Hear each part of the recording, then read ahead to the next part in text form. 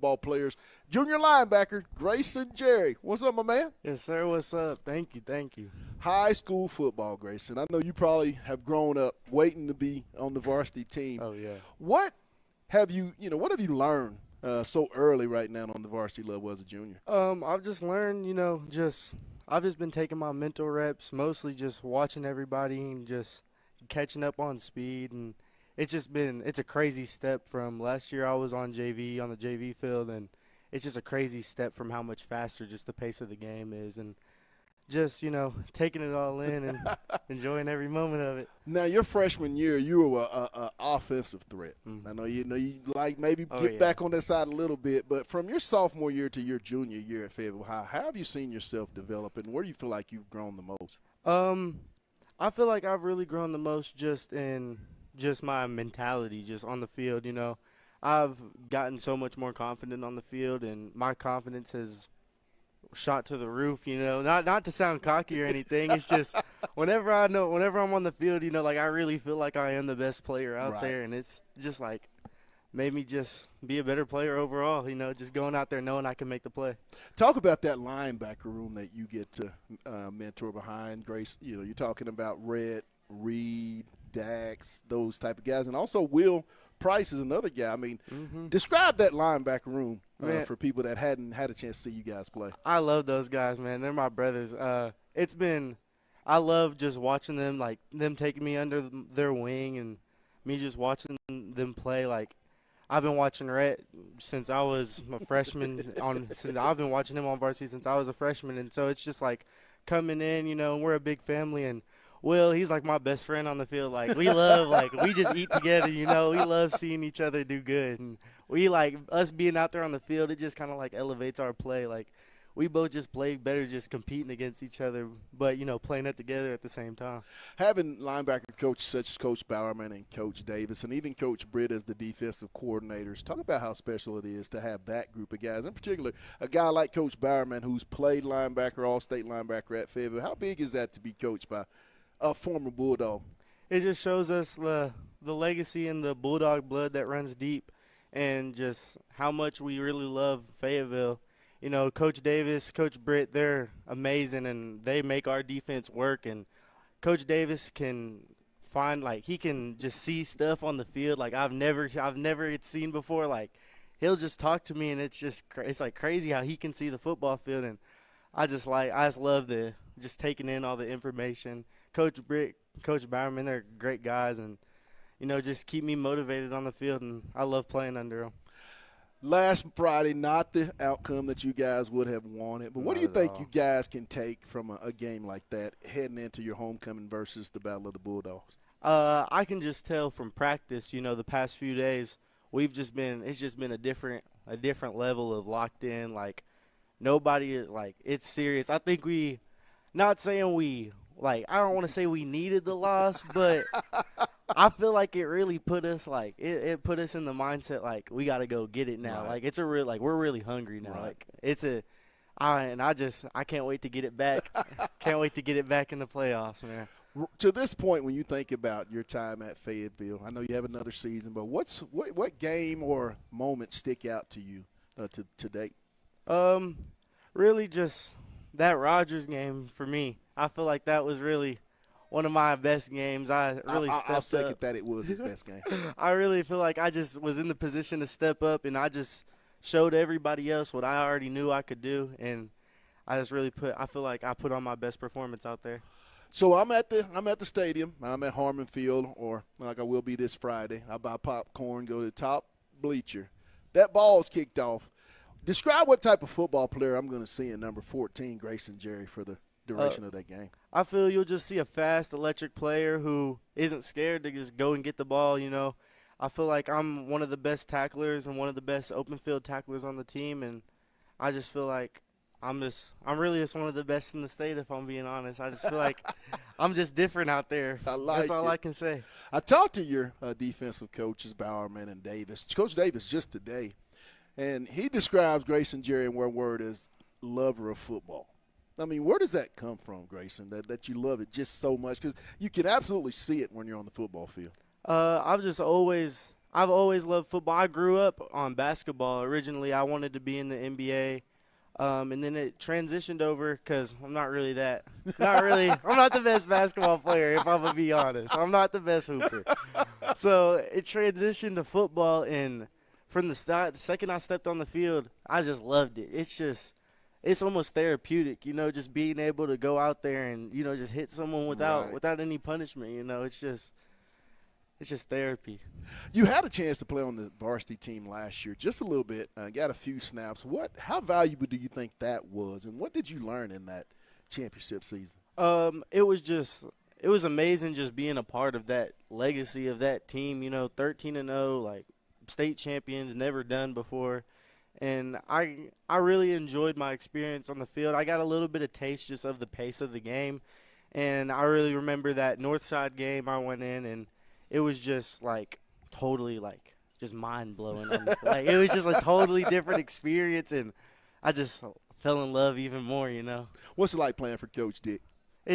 I love playing for Coach Dick. He keeps us hype. He has a different type of knowledge for the game, and his love for the game just reflects all over our team. Talking with Grayson Jarrett here on the KC Dick Show.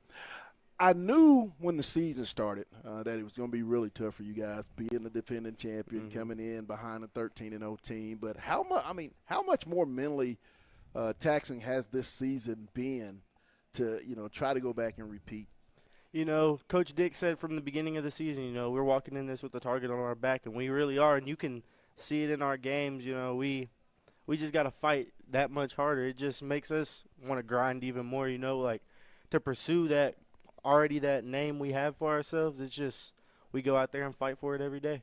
When you look at this Springdale offense, Grayson, what is it that you guys are going to have to do on the defensive side of the ball Friday night to get back into the winners column? We're going to have to be a very disciplined football team. We're going to have to be a patient football team and just play how we know we can play. We know we're the better team. We're the best team out here, and we know what we're able to do. Describe what a Friday night is to you. What is it like a Friday night at Fayetteville from the football aspect? I've been on the field and you kind of understand what you're saying, but explain to the viewers that maybe not have experienced the Friday night at Harmon Field. What's that like? Friday nights at Harmon are comparable to none. It's different. I love it. It's just the energy, the anticipation almost. It's just you're so ready to go out there. It makes me want to play even harder just seeing all the fans out there, seeing my mom out there, seeing everybody. It makes you want to play just even more harder. Now, you guys have got a new belt, I should say. It's called the Let's Get It belt. When you've had a chance to win it already. How do you think that belt's going to resonate with the future of Fayetteville High football? I think I like that. I think it's going to be a good little tradition down the. I liked it. I remember I got it. I was super hyped. It was our first week having it. I wouldn't take it off. I was wearing it in the locker room. I was taking pictures with it. I was wearing it in the bus. I was hyped. I love that belt. Last question, Grayson, and I want to thank you for joining us here today on the KC Dick Show. But when people think of this, I've got two questions because I'll be remiss to let you leave without talking about Mama Jerry. I mean, talk about just how special it is to have a mom that I've seen her at AAO basketball games. I've seen her at junior high games, Fayetteville high games. How special is that to have a mother so supportive? I love my mom. She's my best friend. She gets me through everything. She has always been supportive. She'll never miss a game, no matter what. On you, ain't she? Oh, yeah. She's tough on me. She'll get on to me from on the sideline. I'll look up to her. She'll tell me to lock me in, but she's my rock. She keeps me cool. She keeps me in check, so I wouldn't be anything without her. When the people of Fayetteville or anybody that comes to the game or watches our game on the Hill Media or any other live stream, they come and they see the Fayetteville defense of 2024. What's that one word, Grayson, that you want them to say about this Fayetteville defense when that game is over? I want them to say that we're tough. We're the toughest. I want them to never want to get back up after we hit them. I want to be the toughest team out there. Well, hey, there you have it. Junior linebacker Grayson Jerry. Hey, he's got a lot more football to play this year and even more next year. Kid's going to play college. It's not a matter of if, it's just where. But we want to thank you, Grayson, for taking time out. Yes, sir. We'll be back. It's the KC Dick Show live on the Hill Media TV. Thank you.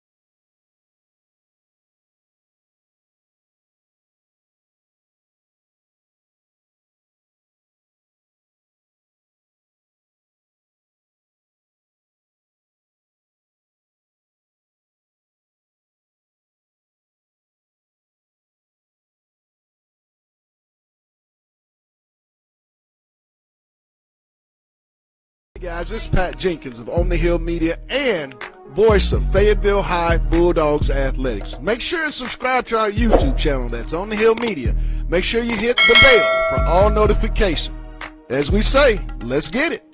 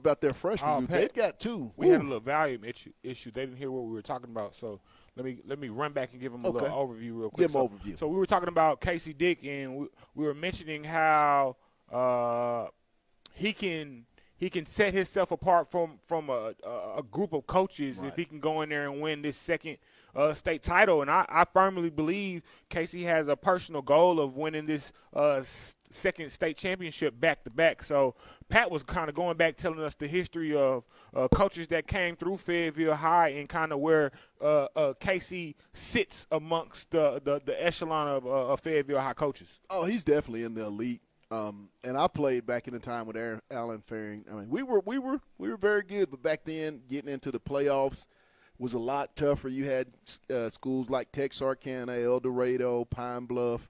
They were in the highest classification playing a high brand of football, West Memphis. But that's still yet, I think that this program under Casey, and Demetrius and I have been with this program, calling Fayetteville football for 6 years now. What we've seen is transformation. The first 2 years might have been rocky, and I think, a lot of people might have been a little rough, me included. But in this last 3 or 4 years, what Casey has been able to build with that program is very sustainable. 9 losses in this time, 2 conference titles, a state runner-up, a state championship, not very many conference losses. So that just goes to show a foundation has been set. And Demetrius, we had a chance. You and I are very, very familiar with a few of those kids on that freshman team. And I'm telling you what, the future is very, very bright for the Fayetteville Bulldogs. A lot of college potential coming up. And just like I said, it's a great culture. But, hey, we're going to be right back. We'll take a quick break, and then we'll be back with the head man himself. It's the KC Dick Show live from CMAC Southern Kitchen on the Hill Media TV. Hey, guys, this is Pat Jenkins of On the Hill Media and voice of Fayetteville High Bulldogs Athletics. Make sure to subscribe to our YouTube channel. That's On the Hill Media. Make sure you hit the bell for all notifications. As we say, let's get it.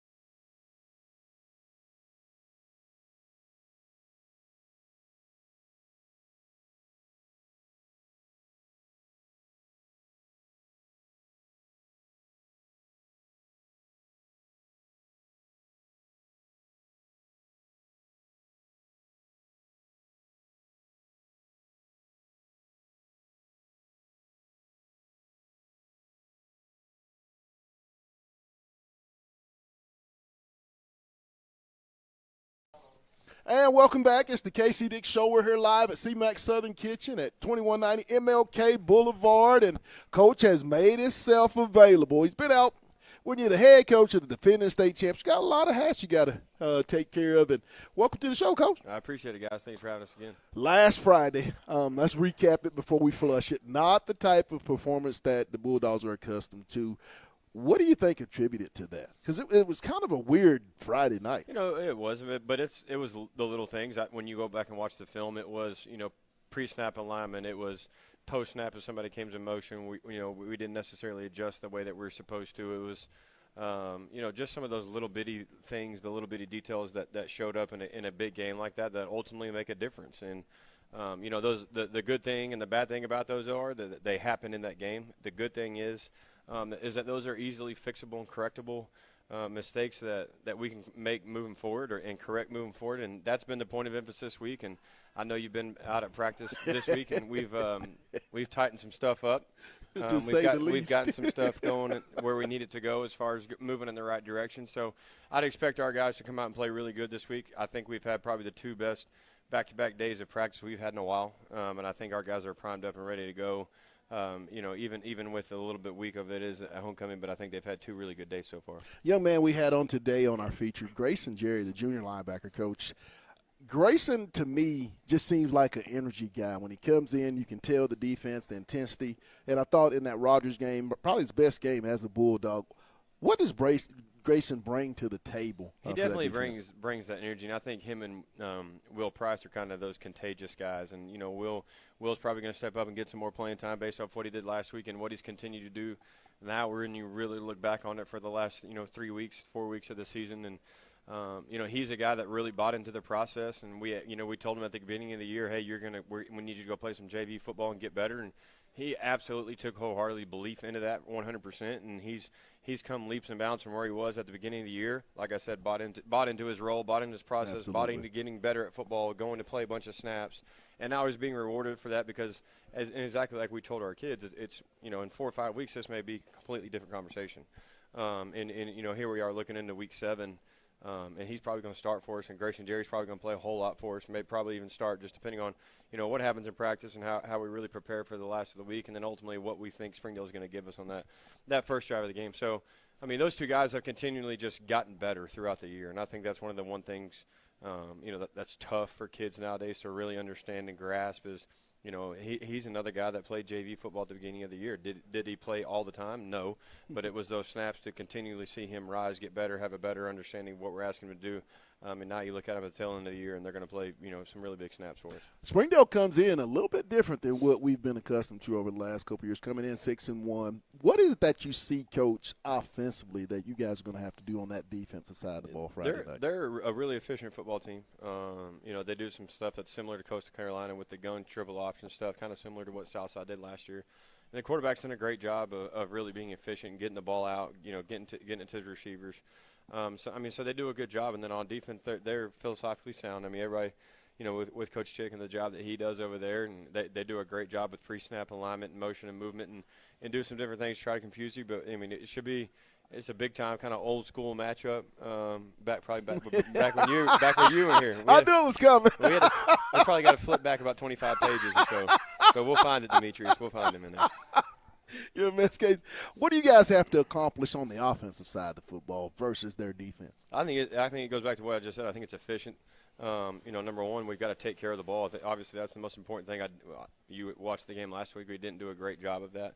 And it doesn't matter who you're playing, where you're playing, or when you're playing. If you don't take care of the football, you're probably not going to give your shot or your team a great chance to win. So that's the most important thing we've got to do is take care of the ball. And then secondly, we've got to be, not drive killers, right? We've got to be able to extend the drive, put the ball in, and the other big thing we've been focused on is just the red zone. When we get down in the red zone, we've got to be able to put it in. We got to be able to get touchdowns. So that's been our 2 big focuses on that. I felt like last week we were pretty good, and really kind of all throughout the year, for the most part, we've been really good from 20 to 20, really 30 to 30.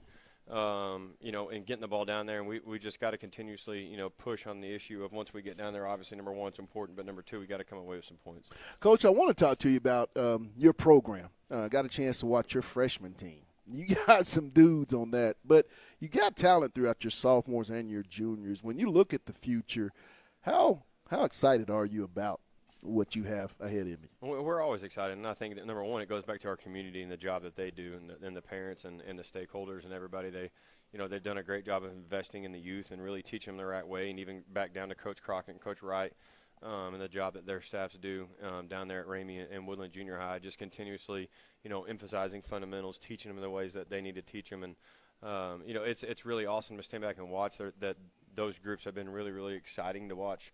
I know the 7th and 8th grade at Ramey are right now really talented. Our 9th grade is pretty talented. Lost a game early in the year. Necessarily, we want it back. But they've done a great job of really getting better and growing each year. And that's what I tell them, as 9th graders, it's really, it's the first time they come in from 2 junior highs, so the first time they got to be together, number 1. Secondly, we kind of, with the numbers that we have, an offense and a defense, because they're kind of split up as far as, playing one position. Some of those guys play 2 in certain situations. So it's kind of the first time in their career, too, they've had to really buy into a side of the ball. Right. Really buy into that side of the fundamentals and really watch them grow and get better and have a better understanding of what, what that side of the ball is going to entail to, and specifically what that position does. So they've done a phenomenal job throughout the year, and usually it takes 5 or 6 games. It does. It's a sport that the longer you play it, the better you're going to get, because the better understanding you have, the faster you're going to play, and the faster you play, the more plays you make. So it's just one of those deals that happens over time, and we've really seen some of those guys, that have played, whether it was linebacker or now they're playing D-line, and I'm just throwing out a few names of Ollie Austin and Spencer Palladino. CJ or Bailey is playing, a little bit of both, and then, of course, Terrence. Little Travis Hunter right there. Yeah, you have Sage out at wide receiver, and Jayburn playing inside receiver. So all those guys are really, really having a better understanding of what it is we're asking them to do, and I think they're really kind of flourishing right now.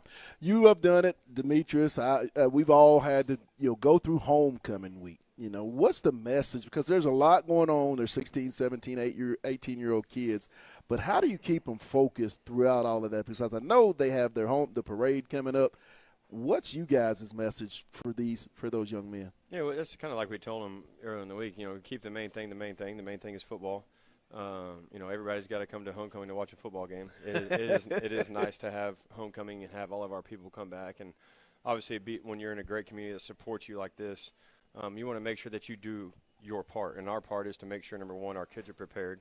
And then secondly, our part is to make sure on Friday night they go out and play the way that they're supposed to. And they understand that. They've been here obviously for a while now, been a part of it, grew up in it. So it's awesome to watch those kids who were, back then were playing football behind the scoreboard back there like you were, and now they're fixing to go play, in a big time rivalry game, Battle of the Bulldogs at home.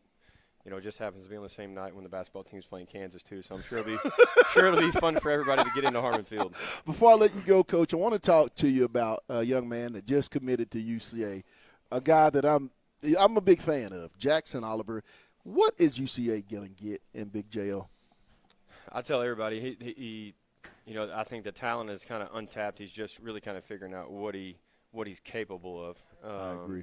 He's a very big man, but also I tell everybody since I've been here, he's the most athletic big man we've had. And that really catches people's eyes just because it's getting harder and harder, as everybody knows, to find really big athletic guys. Yeah. And he is that type. He is one that if we asked to go back there and return a kick, he could do it. Like he can catch a ball off a jug machine 9 times out of 10. Yeah. And just does a great job. So. He's a big guy, he's an athletic guy. I think he's strong, but he's really hasn't even matched the potential of how strong he's going to be when he gets in a collegiate, strength and conditioning program. And obviously you put some nutrition and some other things on top of that. So I think his future, we're talking about his future. I think his future is really the ceiling's super high. Yes. And I'm very excited to watch him play. He's got a great first step. He's really quick with his hands. And then lastly, he's really explosive. And I think as those things continue to get better and he gets stronger and he gets a little bit bigger and, redistribute some of that weight where they need it to go, and then obviously the better football player he's going to come to. Well, look in the camera, Coach, as we're about to close this thing out, and let everybody know why they need to come out to Harmon Field this Friday night for the Bulldogs homecoming and the Battle of the Bulldogs. Absolutely. It's the most unbelievable environment that we're going to get. Our homecoming here at Fayetteville, Arkansas is really, really special. It's on the square. It's something that every year we're reminded how unique, how special, how awesome it is. Everybody here on Friday night wears purple. On Saturday they transition to red except for the most part. But just a really great community that supports our kids, really great community that backs our kids and invests in everybody. So appreciate everything that you guys do for us and invest in our kids, and not only our kids but the future ones as well. All right, there you have it. We want to thank CMAC Southern Kitchen. We also want to thank Lindsay and Associates and First Choice Protection Systems for being the big-time sponsor of the KC Dick Show. I have nothing else to say but my last words, and I'm going to let Coach say it. Let's get it. It's the KC Dick Show live from CMAC Southern Kitchen on the Hill Media TV. Hey guys, this is Pat Jenkins of On the Hill Media and voice of Fayetteville High Bulldogs Athletics. Make sure and subscribe to our YouTube channel that's On the Hill Media. Make sure you hit the bell for all notifications. As we say, let's get it.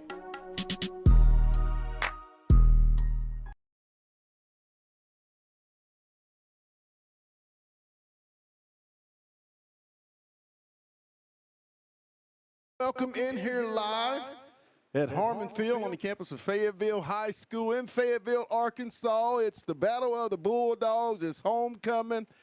It's a big 6A, 7A West Conference matchup between two really good ball teams. I'm joined here by my guy, Rags of the Rags Report, former Bulldog, producer Demetrius Johnson, and we will be joined by DC here shortly as we get into the game. But I want to go to Rags. Tonight, both teams coming off very, very disappointing performances. Fayetteville 41-10 at Bentonville. Springdale, a goose egg, 49-0 at Rogers. A lot to play for. What are going to be some of the keys in tonight's ball game as the Fayetteville Bulldogs make their way onto the playing surface? Well, if you're Fayetteville, you want to make sure that you build on what you started the season with, and that was a strong run game, something that was, not accustomed at Fayetteville over the last couple of years. But you got two workhorses in the backfield with Battles and Johnson. You got two speedy receivers on the outside with Delamar and Taylor. Just try to get the ball out of space and just create more opportunities to make big plays for the offense. Defensively, just stay sound. I mean, right now, you're going to be playing a team that has one of those offenses that you don't face every week, or you may face once a season. So you just got to keep yourself sound defensively and playing your assignments and just get out there and play. Fayetteville, I believe, will win the tip and will receive to start tonight's homecoming battle of the Bulldogs.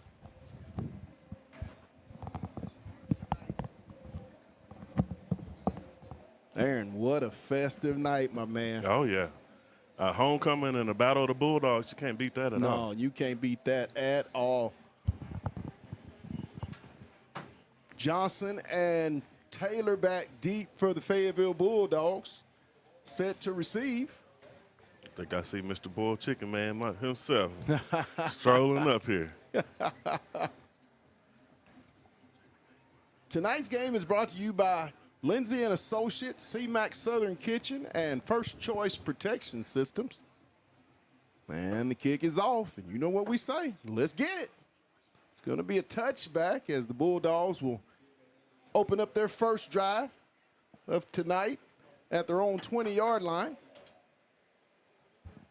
Fayetteville, not the offensive performance, Aaron, that we're so used to seeing from this Bulldog team. That was a shocker last week. We had kind of dealt with a few little slow starts offensively this season, but we've been able to kind of right that storm throughout that first half. But last week we just could not get it together. Couldn't find a rhythm at all. Dogs come out in a single back shotgun set. The give, and he's going to get a chunk of yards. Caleb Johnson, he'll get about 8 up to around the 28-yard line of the Bulldogs.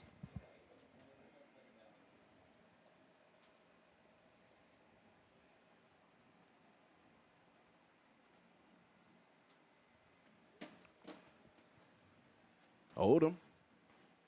It's complete.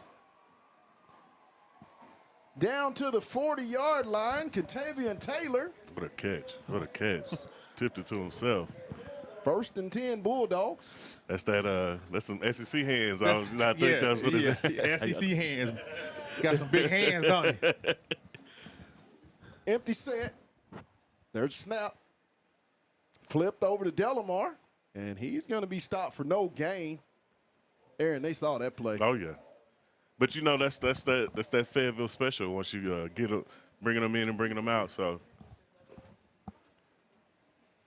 brings up 2nd down. Ball at the Springdale 39-yard line. 10:53, first quarter. Broken play there. He's going to take a shot. It's be incomplete. What'd you see there, DC? Well, Patty was just a broken play. He tried to make something out of it, but you just line up and go 2nd down. Right.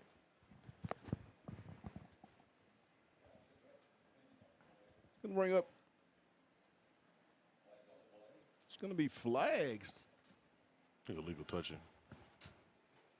Possibly.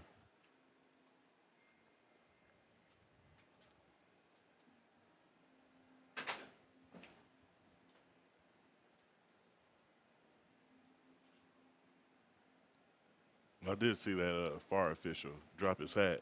That Third usually down. kind of indicates that Ball at the Springdale 39-yard line. 10:38, first quarter. Intercepted. wow. Wow. Valdez on the interception. Again, you had a free safety that was sitting there just keying on it, right? So they ran it before, they've seen it, they've watched a lot of film, stared him down, and that was what it was.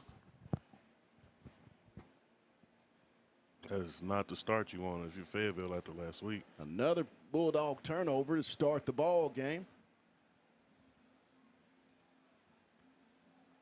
First down for the Red Dogs. At the 28-yard line.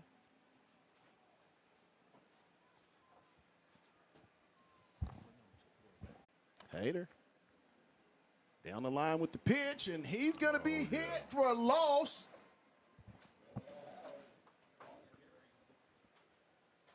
Kendrick Williams. Kendrick Williams on the stop. It's going to bring up a third down and long for the Red Dogs of Springdale, all the way back to the 25-yard line. 9.5, first period, first quarter.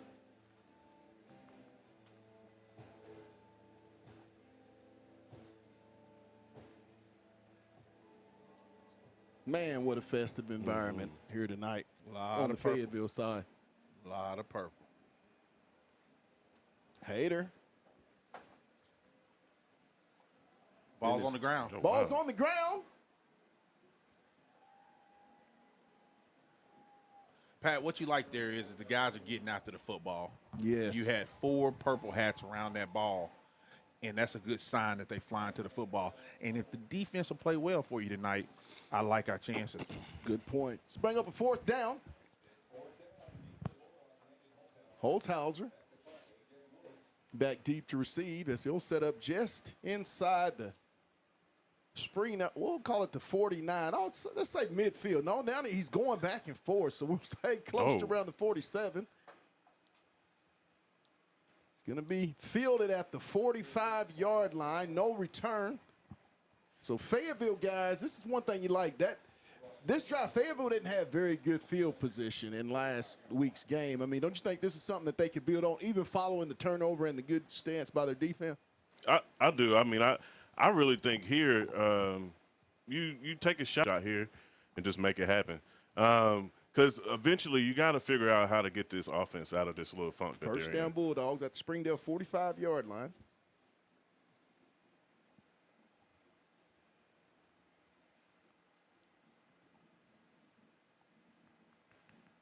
And he's going to be stopped for a loss of 5. Alex Connolly.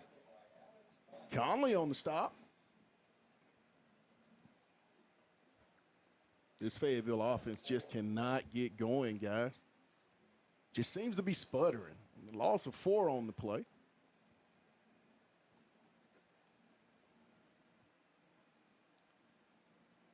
Delamar.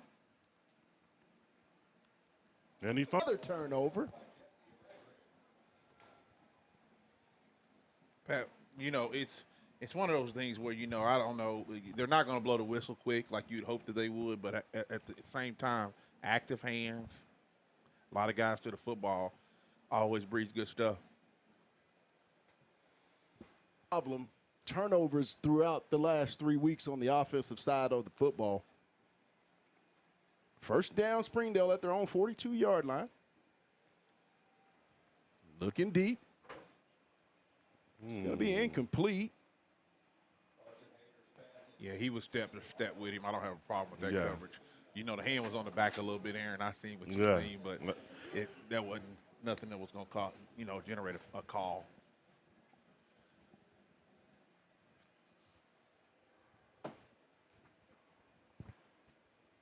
Brings up second down.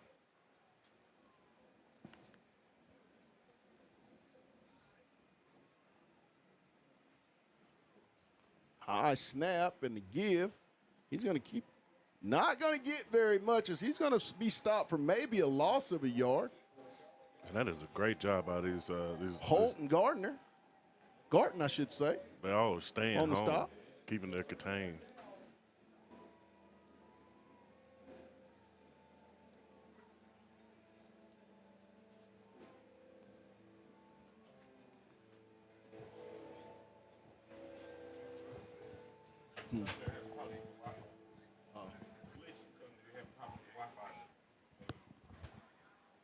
Having some technical issues with our Wi-Fi, so if you hear little glitches throughout the broadcast. Hader, snap. He's going to step up under pressure. And it's going to be incomplete. It's going to bring up 4th down.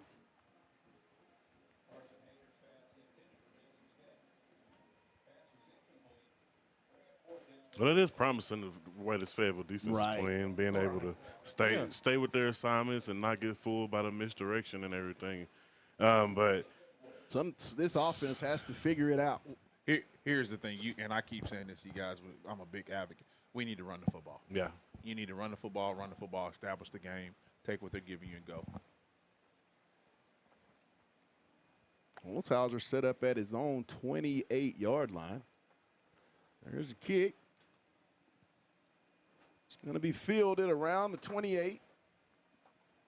Oh, I'm sorry. The 24-yard line is where, no, 24-yard line is where they're going to spot the ball. 6:46, first quarter, 0-0 here in the Battle of the Bulldogs tonight at Harmon Field.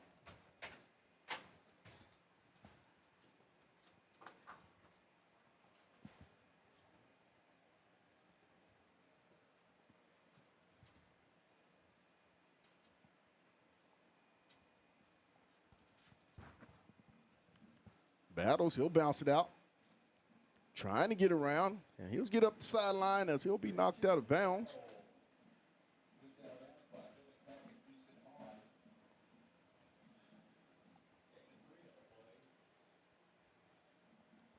Some point tonight, I'd like to see him in the A gap, something, straight up, see what we can do with that. Incomplete.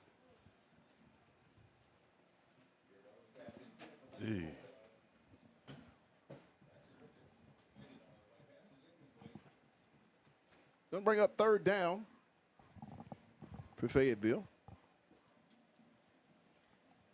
Odom. Single back.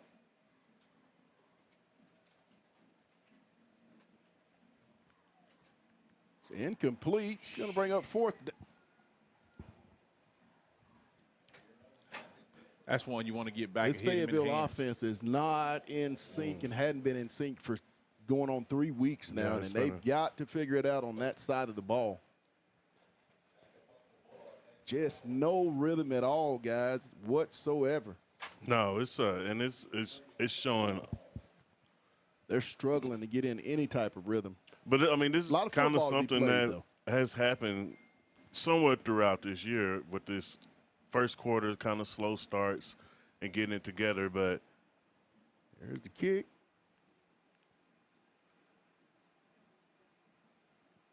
Going to take a Fayetteville roll. Be down at the 30, call it the 36-yard line. One thing to piggyback on what I was saying is that they've been able to kind of cure some of those spells like midway through the first quarter because of the amount of possessions that they get.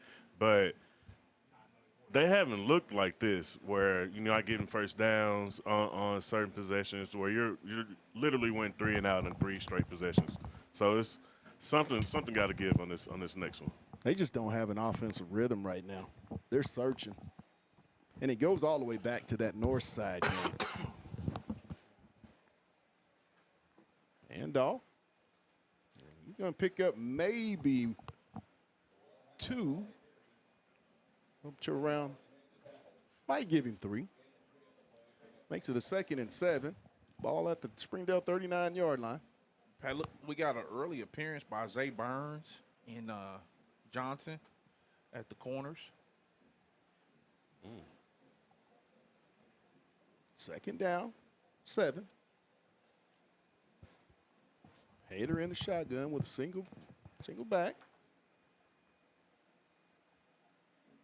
The give. And he's going to plow his way up close to the 45. I think they'll spot him at the 44. It's going to be 3rd and short. Tidwell and Patterson on the stop for the Bulldogs. Pat, I want you to notice that number 99 is out the game, and that middle, here he's coming back in as I was starting to talk about it. That stops all that going on up that middle. Yeah. Those 2 run plays is because he was out the game. Third down. Got him. And he's going to be stopped short of the first down. He's going to actually lose a yard, it looks like. It's so very simple because what happens is they have to double team him. Yeah. So your linebackers have free shots to go on either side. Those A gaps are wide open. Brings up fourth down for Springdale at their own 44-yard, 43 and a half is where we're going to call it.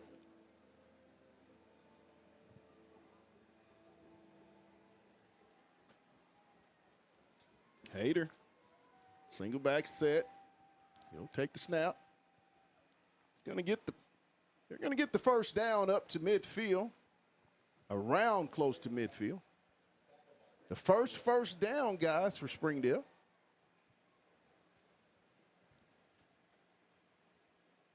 First and 10. Ball at the Springdale 49-yard line.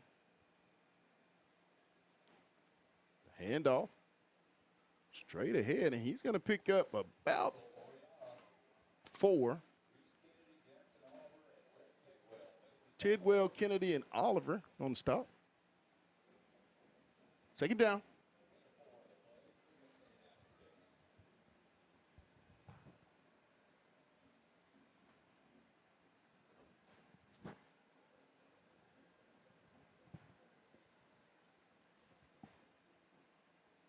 Hader in the shotgun.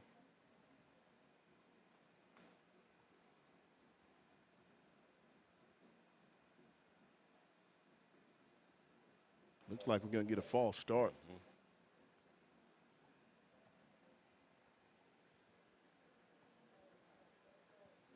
Going to be a mark off of 5. It's been a long time since Fayetteville hadn't scored had scored a touchdown. I mean, in the first quarter, where we're on 3 minutes left. Like that's going on 2 games now. Second down, 3:17 in the first quarter. Springdale with the football.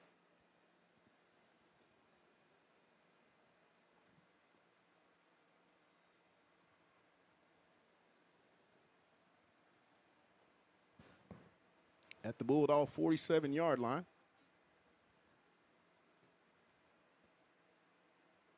Coming with a little of the option. He's going to keep it. Man. Oh, my. And he's going to go all the way for the Springdale touchdown. He may have. Looked like he may have twisted. Hader with the long touchdown run for Springdale to make it 6-0 Red Dogs. Just a breakdown in coverage over there. Busted play, and he had a lot of green grass. No. I mean, Pat, I think that was just a reflection of that offense with the mixed direction. He pulled it out for that triple option, and they just he cut right up that seam, and he's a lot faster than what we anticipated, I think. Field goal attempt is up and good. So with 2:57, Springdale takes the lead, 7-0 over the Fayetteville Bulldogs. Yeah, your DN on that play came crashing down inside. And once you leave that position, it's wide open. You're asking a linebacker that's already being blocked to come up and make a tackle. Secondary had no speed to match it. Yeah.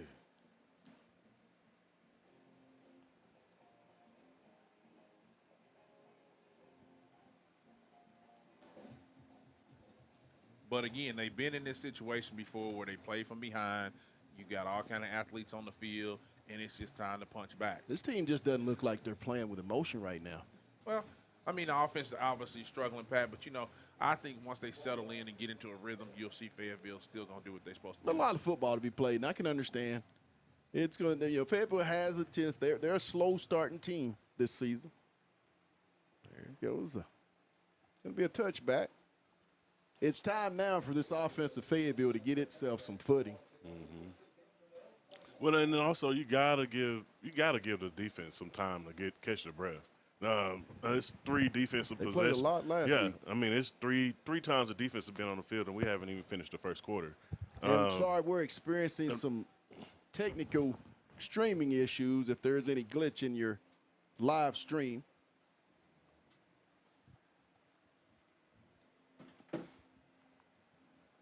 Oldham, single back.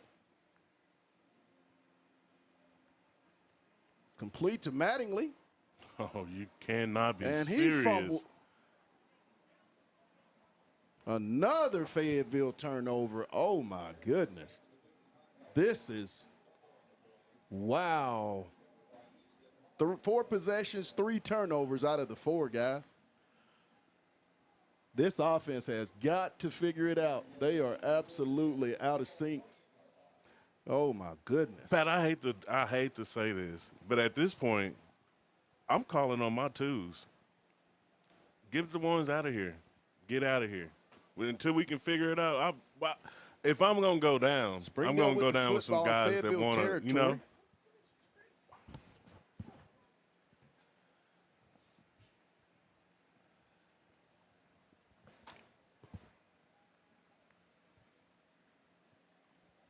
Give.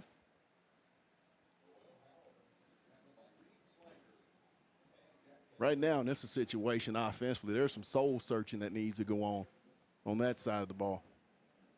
You got to figure it out. It's a turnover. It's been contagious as far as the turnovers.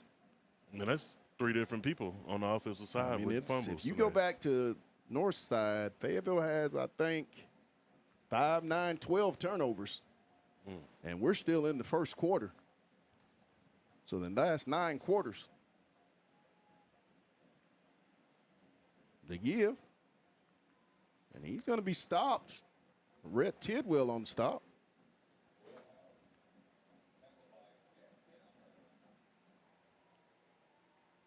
So you got 3rd and distance now here, Pat. You know, you stop him, get off the field, you know, force him into a long, long field goal. I don't know if he's got a 40, what their kicker's capable of, but about a 42-yard field goal from here.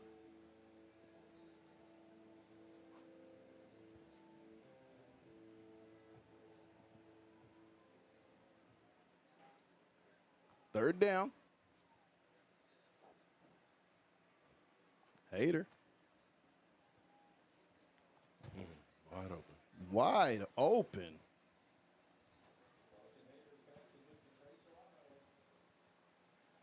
Trace. I mean, that's pitch and catch. I tell you, last year we got to see Serrano playing for Harbor, and he had a really good game here at Fayetteville last year and First and transferred goal over to Springdale this year. for the Bulldogs of Springdale. Knocking on the door for more.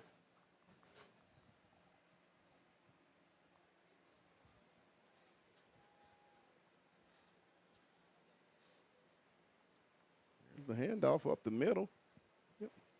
Maybe one.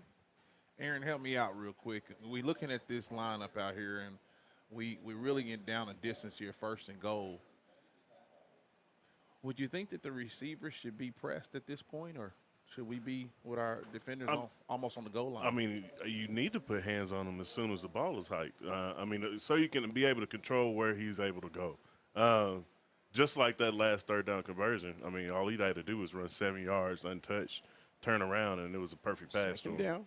And they're still backed off.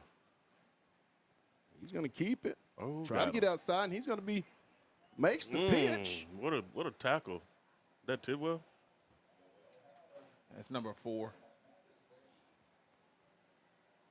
He just stopped the touchdown. It was a darn good play by him. 3rd and goal. 18 seconds left in the first quarter. Looks like Springdale's just going to let this thing run out. I would. Right now, it's been all Springdale, and it's the turnover bug for the Fayetteville offense here in the first quarter. And we're going to keep it here with the score at the end of the first quarter. Fayetteville down 7-0 to the Springdale Bulldogs. Aaron, first I want to talk to you about Fayetteville offensively.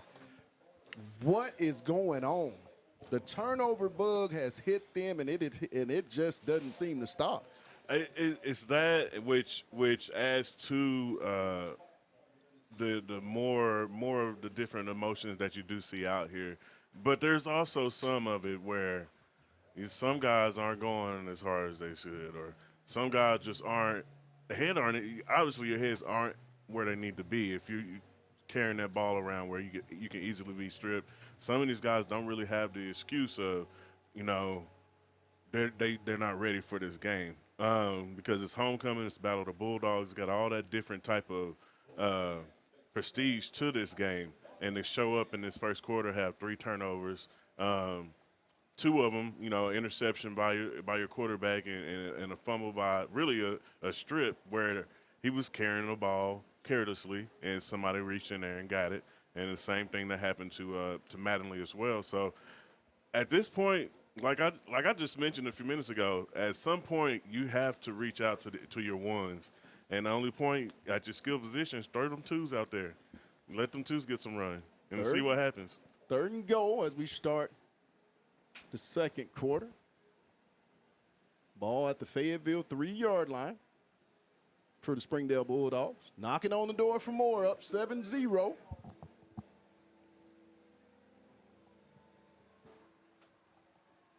Hader. Did he fumble? I think he fumbled. Ball's out. Oh. It's going to be a fumble as the Bulldogs will take over. Oh, I met this guy. I got to meet him and his family on Wednesday. Good family, good guy, man. Dax Horton with the fumble recovery for the Bulldogs. And could that be a play? And as well with you, DC, is that something that the Bulldogs needed maybe to kind of get themselves going? Again, to Aaron's point, right before the quarter ended, it was a touchdown-saving tackle, right? So now you come back and you get the senior with a big fumble recovery. This is what you need to swing some momentum now. If Fayetteville can put together a long drive here, then we start talking about we got a ball game. First down at the Bulldog 3. Starts with running the football, though. Yeah, I not the most ideal spot, I would say, for the start. Johnson, as he'll get it up to around close to the 10. Pickup of about 5 on the play.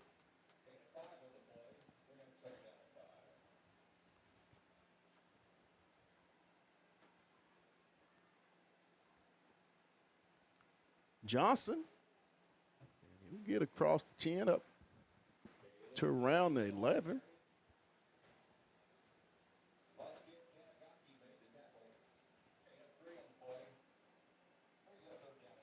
Third and 2.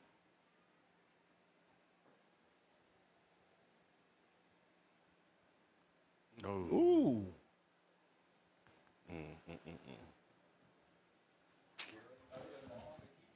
I mean, I don't know what's going on, but Springdale's defensive front is having their way right now in that line of scrimmage. They are winning the line of scrimmage battle. Well, I can tonight, say guys. just watching them on tape this year, they look different. And it's starting to sort of trickle in the way that they play, obviously, with their 6-1 record at the moment. But even defensively, the last 2 years we watched them, they didn't look like they had a guy or two. You know what I mean? Like, not what I'm used to seeing offensive-wise. I'll tell you this. A lot of indecision going on. Number 53 is making plays. Number 53 is a homegrown Fayetteville kid. Yes, Conley. Alex Conley. And he's every bit of 6'6", about 260. So he's letting you know. Yeah. He started out as a purple dog, and he's letting you know about it. Guys, what can this offense of Fayetteville do? I mean, there is absolutely nothing that they are able to build on. Here's the deal, Pat. What I seen there is I seen a 5-yard run on first down. I seen a 3-yard run on a second down. And so I like to see that because if you're getting 3 and 4 yards of carry, that's going to open up some things. You got to wear them down a little bit and get into some of these speedsters' hands. Yeah. But they're not in their playbook yet, Pat. They're nowhere near it. We got end rounds. You got the things that Fayetteville does well, and I think we're going to see them before long here. But right now, in the way it's going, guys, you may have to lean on the defense to win you this one tonight. Maybe so. Because it just doesn't look like the Fayetteville offense has any type of confidence whatsoever.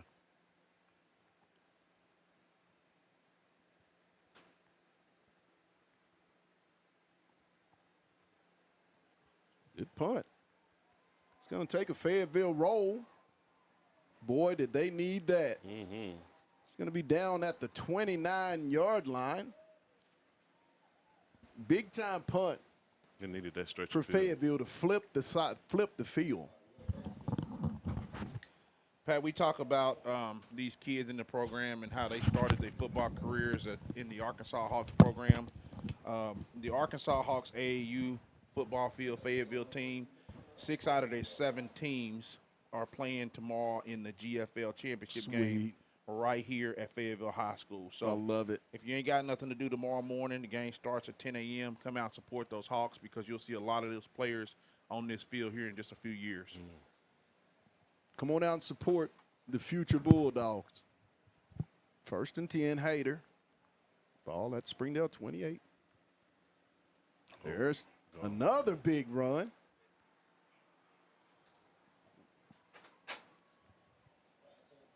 It's a line of scrimmage right now, and is where the game is being decided. 1st down, Springdale in the Fayetteville territory.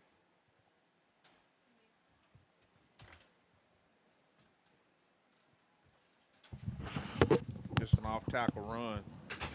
Somebody's got to step up from the linebacking core and make happen.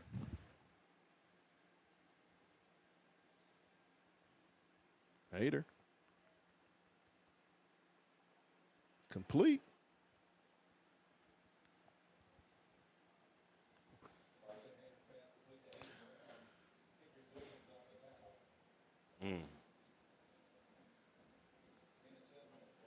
Second and 3 for Springdale. Ball at the 42.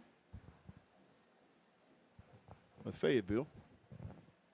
9-17 in the half. Dogs up. Red Dogs up 7-0 with the football.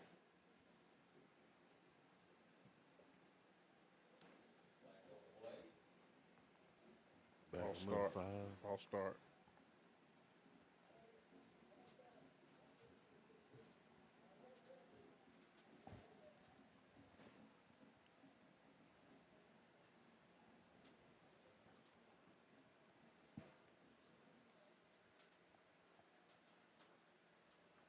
Second down. And 8 for Springdale at the Fayetteville 47-yard line. Aaron, to your point, it's a lot of juniors out there for Fayetteville on that defense.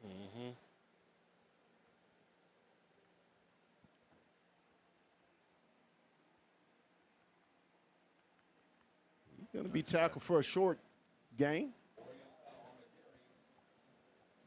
And I think that should be, I mean, the whole everything right now, because it's, if you look at this, even if you look at the Fayetteville sideline, I mean, this sideline is just, nobody's cheering, everybody's just moving around, nobody's actually, doesn't even seem like they're watching the game. 3rd down.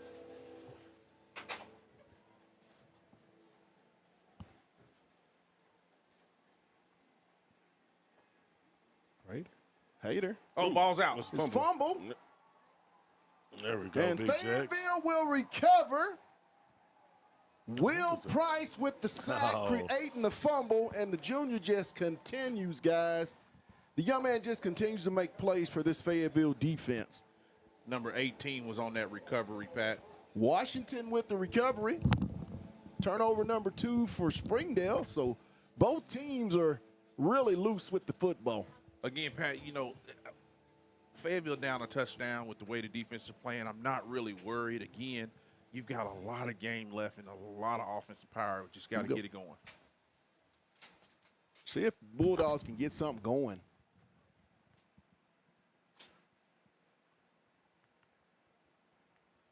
Swing pass. Get up the sideline. Again, you like the Johnson. Junior. Like the junior out the backfield. He's got great hands.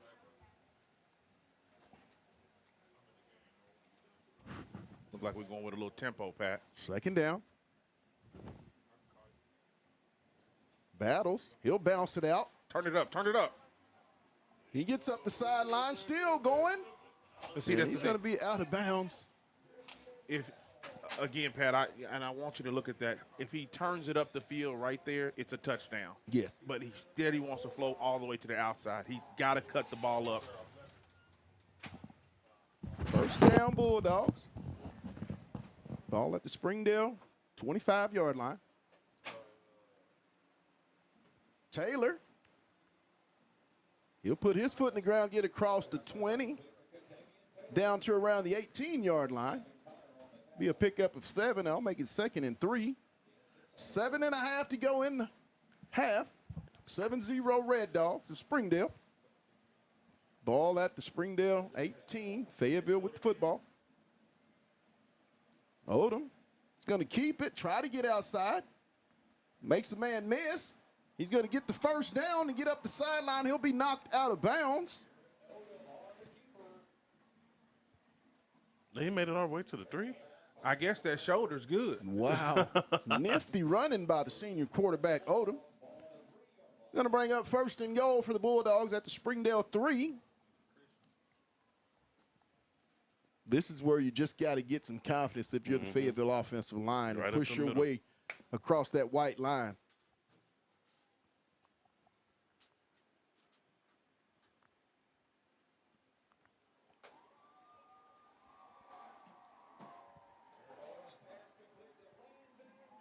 It's a dog's world. Touchdown, Fayetteville. Landon Holzhauser. 3-yard pass from Odom to Holzhauser to make it 7-6. With 7:07 to go in the half. Talk about that drive right there, guys, and just really the importance of the fumble that was created and how they were able to go build off of it. Oh, I mean, the defense has been playing great all the entire game. They've been able to force turnovers on this team. They only really given up a one long run to the quarterback that resulted in a touchdown. But other than that, they've played a really great game. So all you can do is kind of keep building on it and be lucky enough to know that they can actually play a little bit longer than what most defenses can. 7-7 here, all tied up with 7 minutes and 7 seconds to go in the half. Guys, Will Price, the junior, all he's done is had a great season to date. And you can see when he's in the game, the energy and speed on that defense definitely ratchets up. Pat, I don't know if the kid's got some film together yet on the huddle, but if he doesn't, one of these coaches need to put it together real quickly because the kid is going to play on Saturdays. Oh, absolutely. That's one thing I notice is his motor. Anytime he's out there, he's running around, and you notice him. He's on full It's a lot tilt. of purple out there, but you just notice. You notice when you see him on that edge, setting the contain. There's the kick.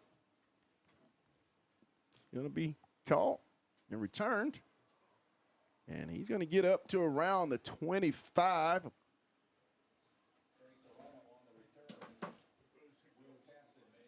Caston on the stop.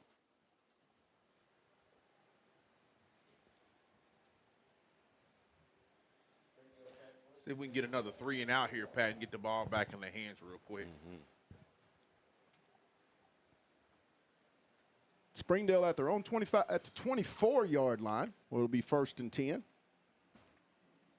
7:01 in the half. Notice we got Brody Jones back out. He's up pressing on the far side. That's what you like to see.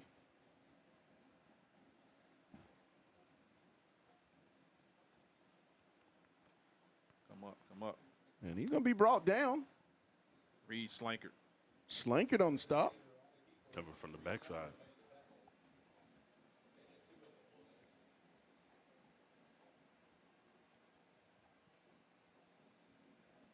Pick up of 2. Up to the 26. 6:38 to go in the half.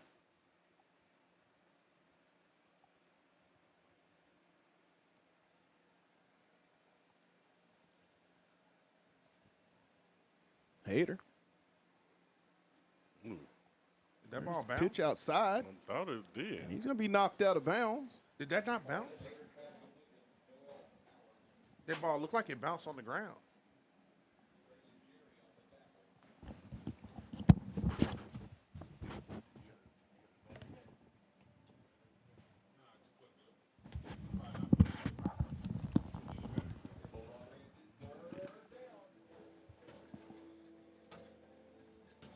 Third down and distance, Pat.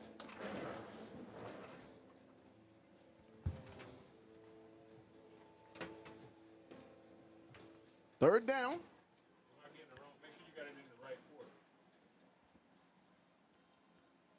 And he's not going to get it. Looks like a no gain.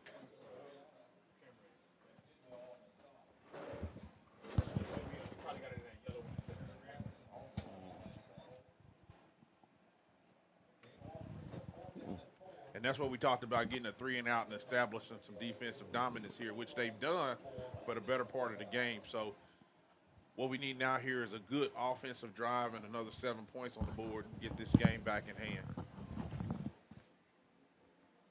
Fourth down. Holzhauser set up at his own, around his 34-yard line for Fayetteville. 4:55. Under pressure, he'll get it off. Holsey makes a man miss.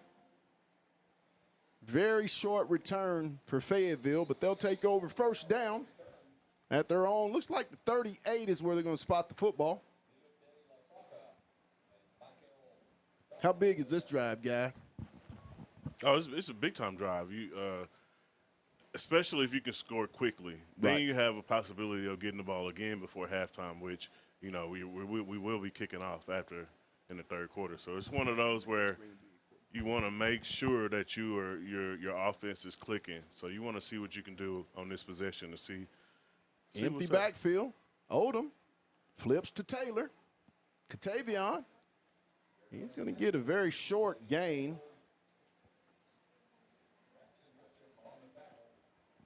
That was absolutely a great, outstanding play. Hey, Springdale's defended that real well. Mm-hmm. Second down, about 7.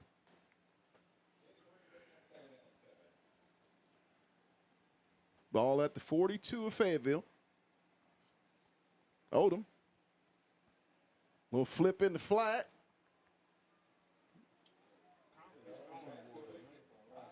Mattingly on the reception.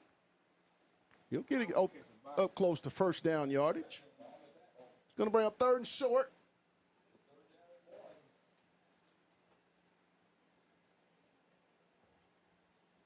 .353 in the half, all tied up 7-7. Odom. Ooh, Ooh. my goodness.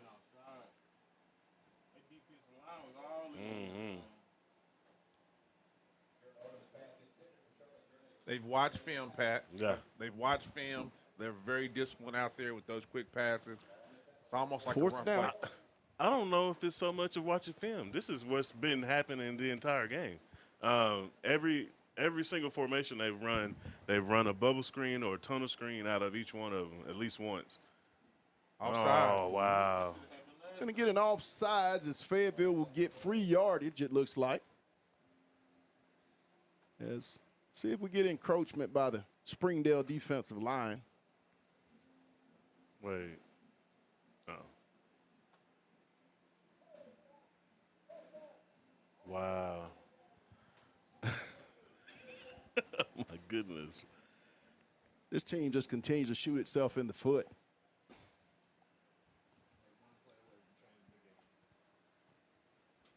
It's going to bring up a punt for the Bulldogs. This is very uncharacteristic. I'm not seeing this offense be this lost in a long time. They are absolutely, they look lost.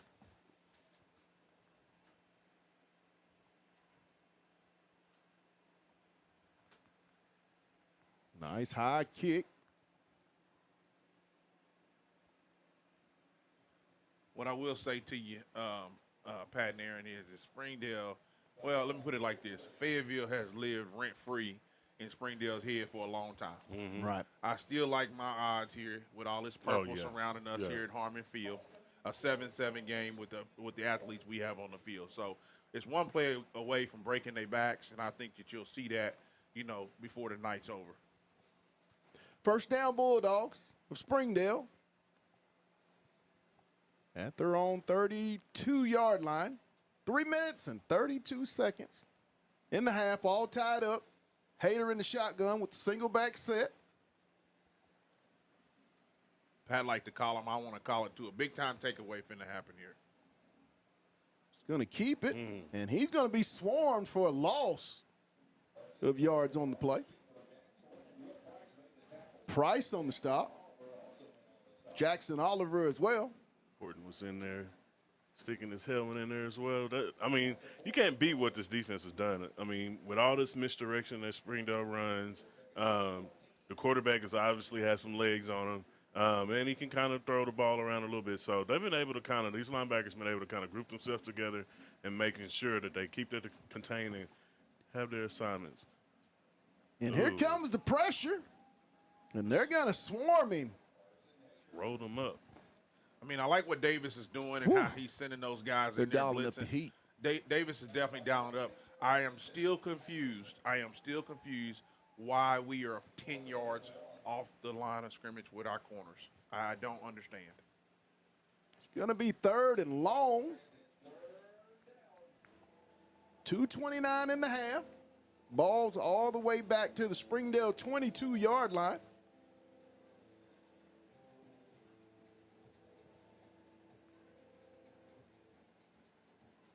If I'm Springdale, I hand It's going to be a timeout.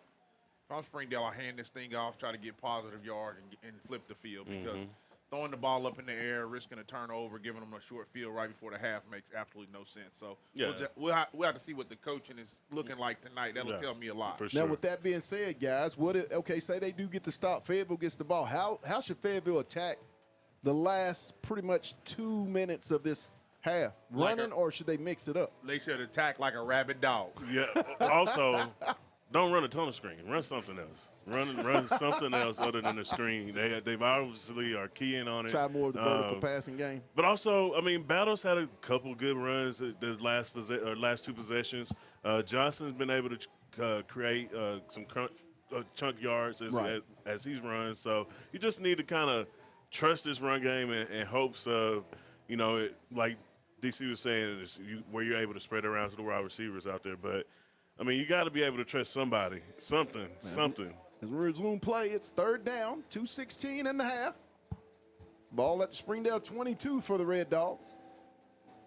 Hader. Little flip screen. Did he intercept? No, it hit the ground. Ball hit the ground. It'll be incomplete. Again, The way this game been. now this is what I was telling you before. No positive yardage. So now you don't help yourself out At here. all. Fayetteville's going to get the ball inside the 40. So, again. That should have been a halfback draw. Take some time off the clock. Force Fayetteville to call a timeout or something. Yeah, we need to, and I think that's a good idea. Holzhauer set up back at his own Yeah, well, let's run 44-yard skinny line. post. Skinny post or something. Yeah. Snap. Pressure coming. He'll get it off. Short kick. I think Springdale got it. No, they didn't. They didn't? No, he was on the ball.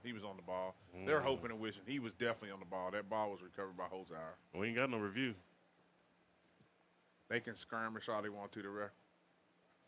Fayetteville will retain possession. Yeah, that was clear as day. But what I'm saying to you is, again, this is what I talked to you about before. You know what I mean? It's a possession type guy that they have receiving the punt. So if you can't do that, then you need to obviously get a speed guy out there. Because he's back there as a possession guy. For sure, so you can't fumble the ball as a possession guy. Bulldogs at their own 44-yard line, 1st and 10. 2:04 in the half, all tied up 7-7. Single back, shotgun set. Odom roll right. He's going to take it back the opposite way. Garrett at the 40. And he's going to get all the way up to the 30-yard line into Springdale territory. Guys, he looks like the shoulder might be okay. He's moving well, and I like it. If you notice, he wanted to go to Katavion there, but the cornerback was playing 14 yards off the line of scrimmage. 1st down, Fayetteville. Odom. He's got a man. Just missed him. Incomplete. You'd like to see more of that, guys, that vertical passing game. Loosen them up a little bit. 2nd down, Ball at the Springdale 32-yard line, 33-yard line.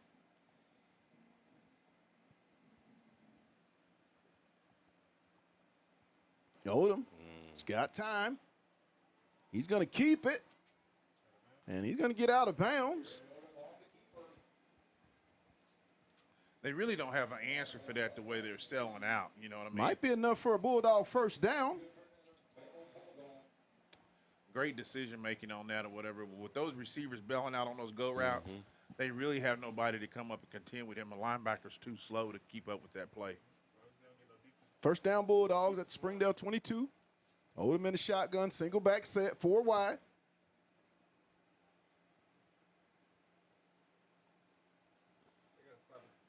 Taylor.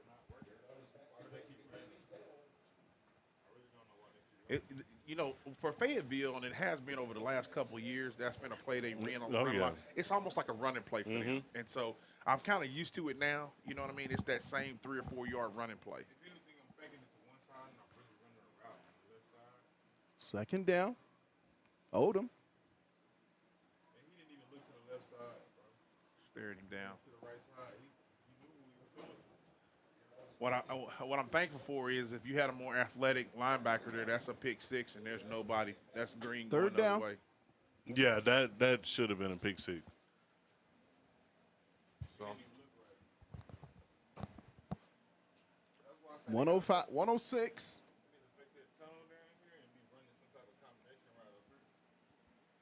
Empty set. Odom. Right there.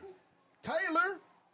Got him. It's a dog's world. Touchdown, Fayetteville. Katavian Taylor, 22 yards from Garrett Odom to Katavian Taylor. With 1 minute left here in the half to give the Bulldogs a 13-7 lead. Talk about it. You said Katavian. Hey, I'm going to call it. Our producer, Demetrius Johnson, said they needed to lean on number one, and that's what they did pretty much in that drive. let me tell you what that was. Taylor was inflation, right? Everybody behind him was living wage. Those two never catch up. We call that a touchdown at Harmon Field. That's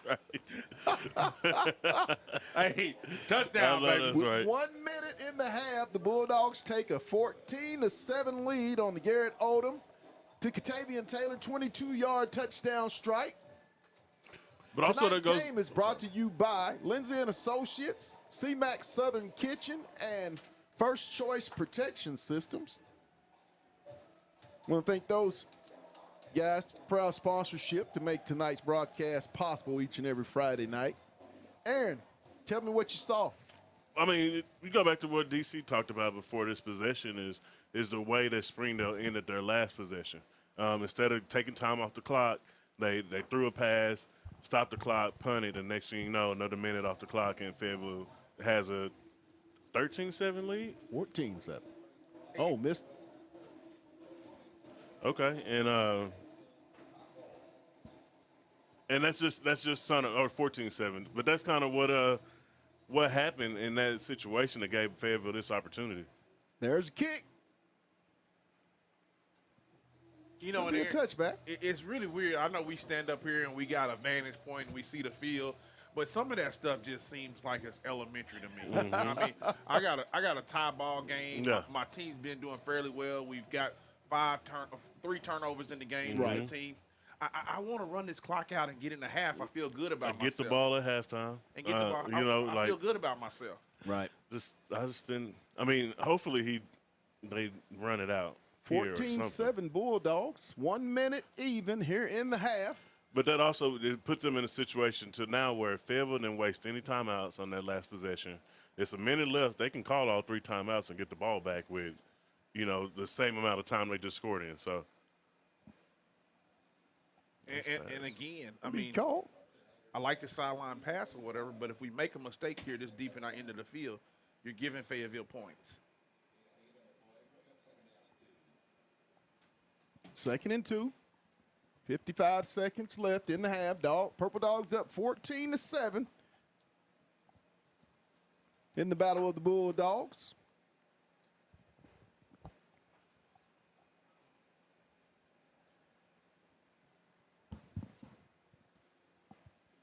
Hader.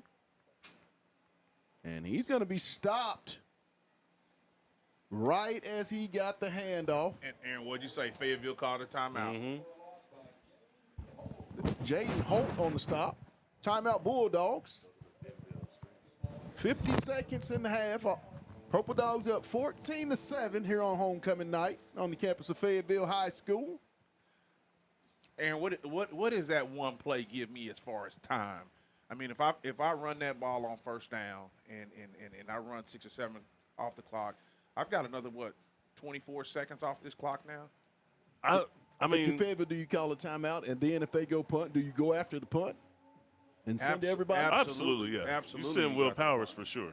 Oh, anytime Will Price is in the game, you send him. I keep calling Will Powers, Will Price. And update from Bentonville. Up in Bentonville, we got a 14-14 tie with 4 minutes left in the second quarter. Rogers and Bentonville, another big-time game in the 7A West. If you're Fayetteville, you're rooting for the blue and the white to win that one. Hater. Another pass play. Flip out. Going nowhere. We got It's going to bring up fourth down. They just scored in under 45 seconds, so that's Chidwell on the stop.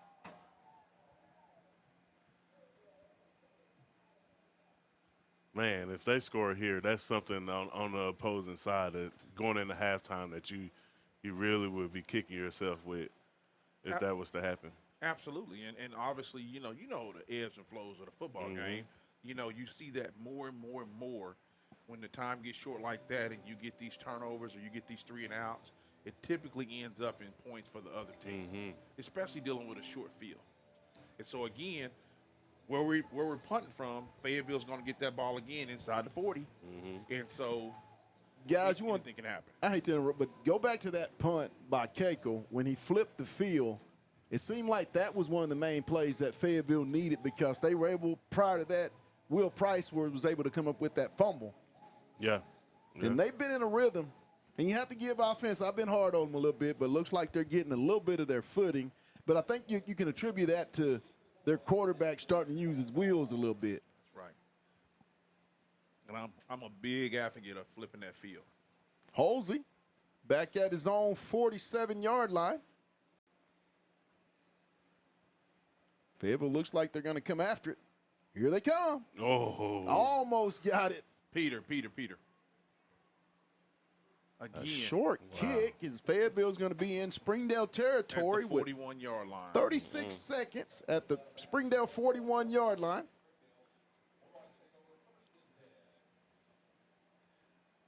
And Aaron, now you finna see a number 3 or a number 1 in some format. Absolutely, and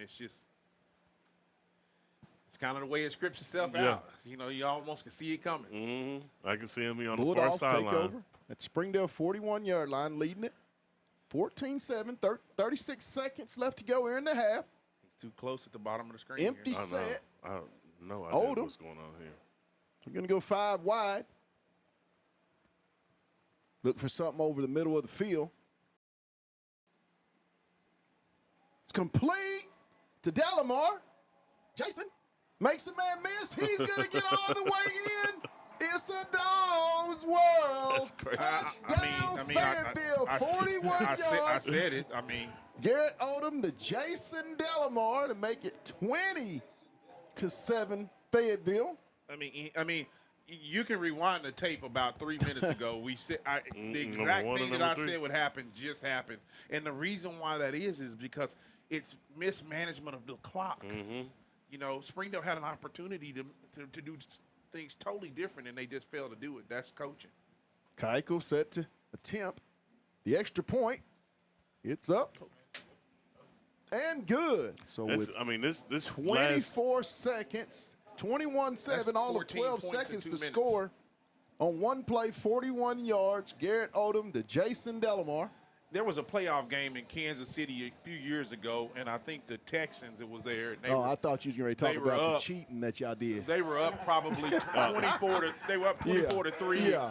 Kansas City scored 3 Yeah. touchdowns in about 4 minutes. Yeah. This Yeah. is 2 touchdowns right here within 2 minutes. You remember time that frame. 13 seconds they didn't run in that Buffalo playoff game? I mean, the Buffalo Bills remember don't that? the Buffalo Bills don't even rate to be on the same field with any remember that? NFL team. And so Aaron, you remember that? we're not. Yeah, I concerned. That remember. mysterious 13 Yeah, man, I seconds that remember. didn't run off the clock? Tyreek Hill and Travis Kelce is what that's called, sir. Man, Well, clock I keeper see. is what that's This called. what I saw last year. Is Hey, they brought the Arrowhead clock keeper is what look, that's look called. Kansas City brought the refs to the Baltimore last year, and I saw what was going Hey, on what happens, last they, year. they all cheat because they want Taylor Swift's autograph. I That's tell what you it is. what, not a problem. That's what it is. We'll take Taylor Swift. We'll take whoever else want to come along. Bring Madonna too if you want to. Pooch kick. I will tell you though, It's going to be fielded. And he's going to get across the 40 up to around the 41-yard Not to take line away with from this, but 18 seconds. picking up DeAndre Hopkins this week was big time for that Big offense. time. That was big time. That was a big time. Don't you start, Aaron. I'm Don't sorry. gas him up like that. I Don't had do to. it. I had to. I mean, y'all got Amari Don't Cooper, do so it. Don't do it. y'all We got got the best trade of all with Amari Cooper. That set us over the top. Ain't that right? All we got to do is get Pat eating some boiled chicken. You know. And get Pat eating some boiled chicken, and then we'd be doing a good time. Look here. There's no such thing as Pat Jenkins eating boiled chicken. I don't even know how you do it, dog. That's what he say online, folks, or whatever. That's what he'll say Aaron, online. this guy called me a couple days ago talking about he had a plate. Not for me. Right. Hater takes the snap. He's trying to go Get deep. it, get it. Oh, nice one-hander. Intercepted. Go down. Take it back. Williams Come back this way. still Face going. mask, face mask, And face it's going to be mask. a face mask. They called it. He got 4 seconds. Got a chance to go over the top. Kendrick Williams with the interception for the Bulldogs. 4 seconds. That's going to tack another 15 on there, and then you got a chance to take a shot down the field. Don't just kick a field goal. Well, he got a leg on him, though. I mean, there's 4 seconds left. He's not really. Well, you know, No reason to kill the confidence by Again- forcing a turnover. again, You know. where are we sitting at right now? That's going to put us on what, the 40 or the 39? I mean, Yeah. no. It's going to be a 15-yard mark out. Ball's at the 43 where the flag's thrown. So it's going to be in Springdale territory. Inside there at 45. That's where it looks like the ball will be placed. Again, self-inflicted. You had 18 seconds to go. Take a knee and get out of here. 21-7 at halftime. The defense of Fayetteville has really set the tone for this ball game.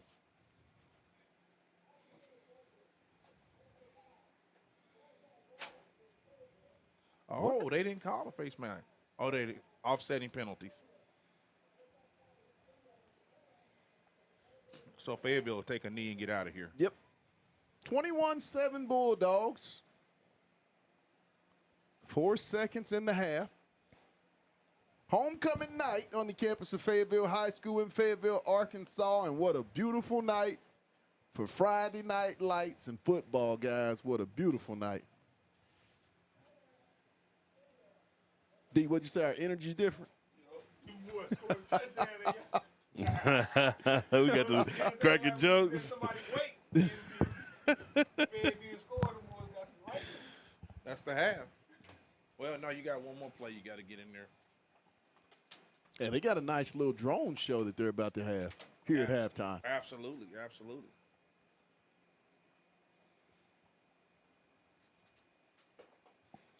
Pat, did you understand my economics lesson I today? heard you. I heard Just you. want to make sure everybody. I heard you. I like it. Make sure everybody understood I was holding an economics class here Hey, tonight he on the talked to radio. me earlier, guys. He said he had something for me. He had something. Yeah, he had something for me. DC, he comes up with a new one every week. Got to. Gotta You still keep didn't it. Gotta remember keep the it one I going. told you. Hey, I didn't. Yeah. I meant to write it down. I didn't write it down. I didn't write it down.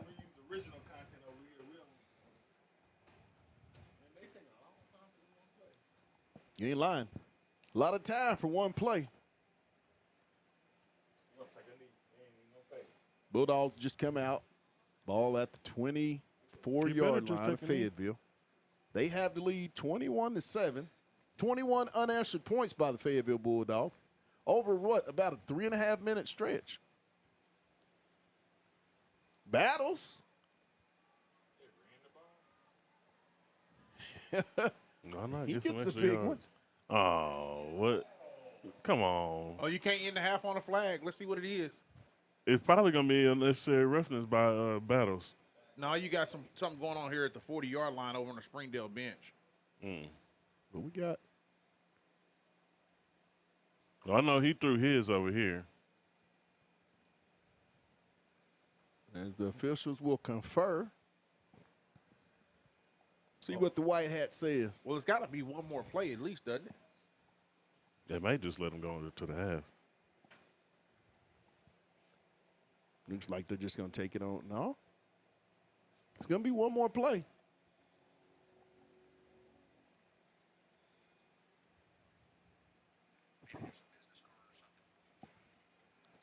No time on the clock. There's a penalty, and we're just trying to figure it out. You know, 21-7 Fayetteville. didn't really see what was going on around. What's going on in other scores? Like what we got someone from Farmington in our presence. We need to see what the Cardinals are up to. Check them out. The Tommy Tysons is what I call them. He got him right there on the screen.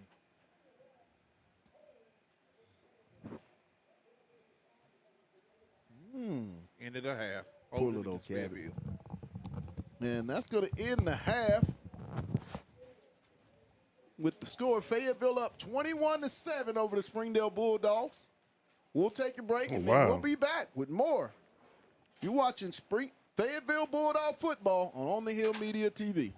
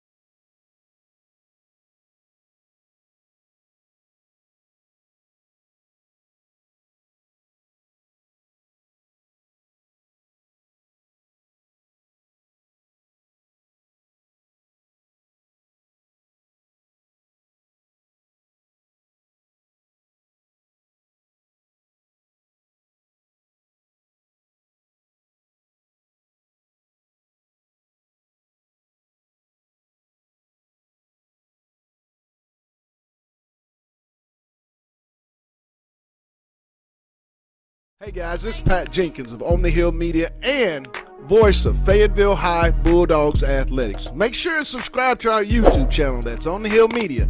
Make sure you hit the bell for all notifications. As we say, let's get it.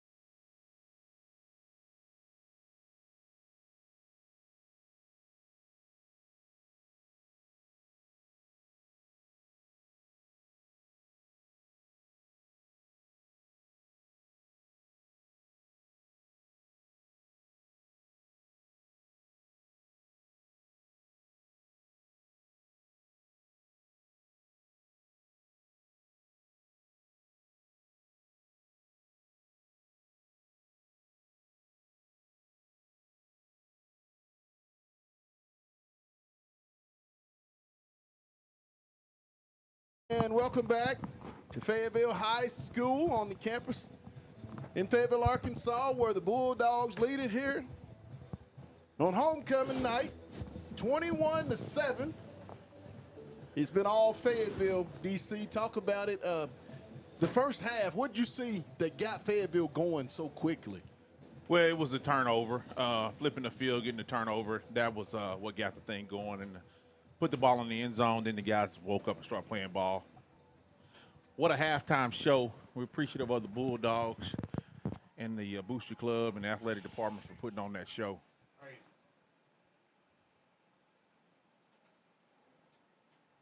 Oh, good interior defense again. Stopping the run. That'll be no gain.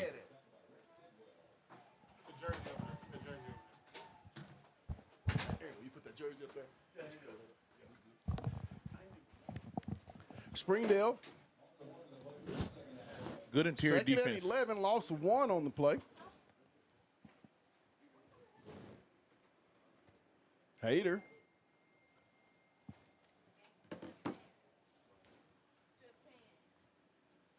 Here's the give.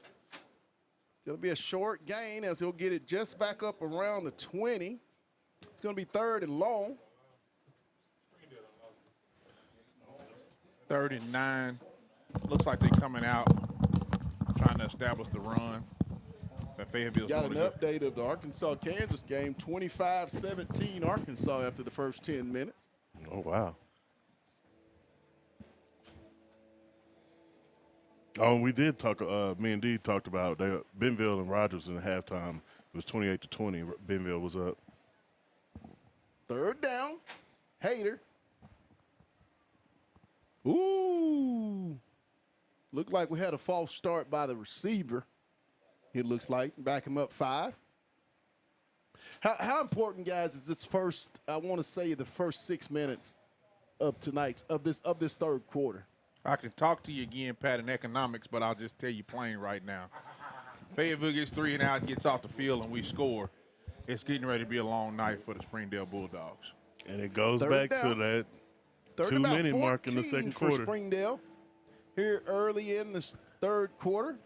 Purple Dogs up 21-7. Man, I want to say Fayetteville, the drone show, guys, was very nice. Very nice. Big shout outs to the Fayetteville High School. And he's going to be knocked out of bounds, short of the first down. I like the play call, but again, you got to get the punt team on the field. Williams on the stop. Bring up a 4th down. I would think so. Oh, my. This is early. Rags. Now, if he does this and not just trying to draw him offside, okay. Again, here we go. The punt team. Okay. Had to double check, sure. Holzhauser. Rags, sometimes I look out on the field and think, man, did you ever really play football? Yeah, it's like. Because I don't remember any of this going on. Hey, we'd like to say congratulations to Coach Hobbs on his new addition to the family the last Friday night. There's a snap. Pressure coming. He'll get the kick off. Holsey. He'll get it up across the 45 up to around the 47-yard line. Bulldogs 1st and 10 at their own 47-yard line, up 21-7. Arguably, the best punt return guy in the state. So, I like my options and my chances with him.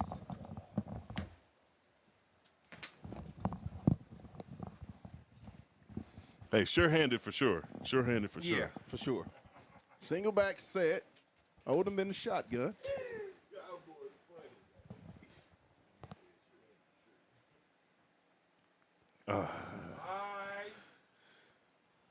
Again, 1, 2, 3, 4, 5, 6. You got 6 Springdale Bulldogs, including the nose tackle, over here on this side of the field. Brings up 2nd down.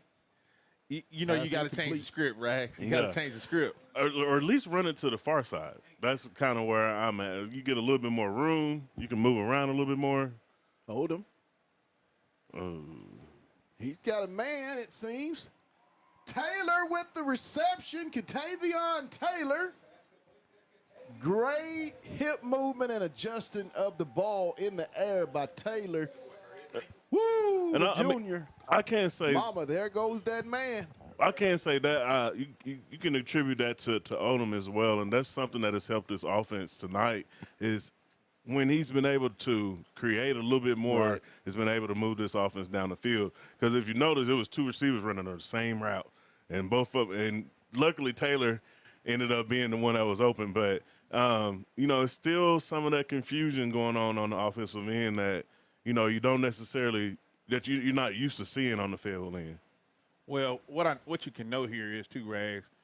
You're right. Odom did step up in the pocket, but that's undisciplined rushing by the Springdale Bulldogs. Mm-hmm. They were very undisciplined how they approached him, and there's nothing you can do behind the quarterback. Yeah. So I seen 3 D linemen behind the quarterback, and there's nothing you can do back there. So again, undisciplined rushing. And if you go back and look at that play from the very beginning, none of them had their hand in the dirt. Nobody was in a 3-point stance. They were all just free rolling, and that cost them on that play. But again, what we expect from Taylor, you know what I'm saying? The ball's in the air. I like the 39-inch vertical. I think he's going to go up and get it every time. First down, Bulldogs. Nice hands catch. At the Springdale 18-yard line. Split back, shotgun set. Twins left. Ooh. That's one of them hits right there.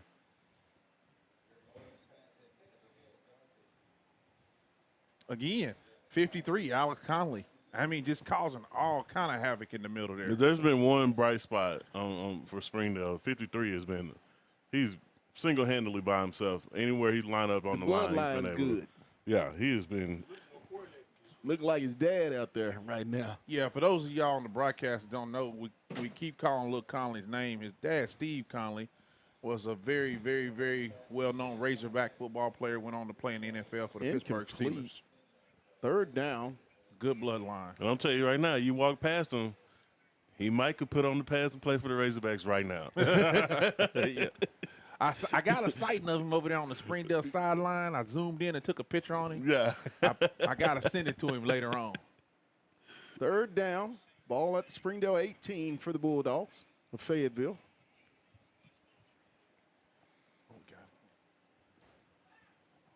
It's complete.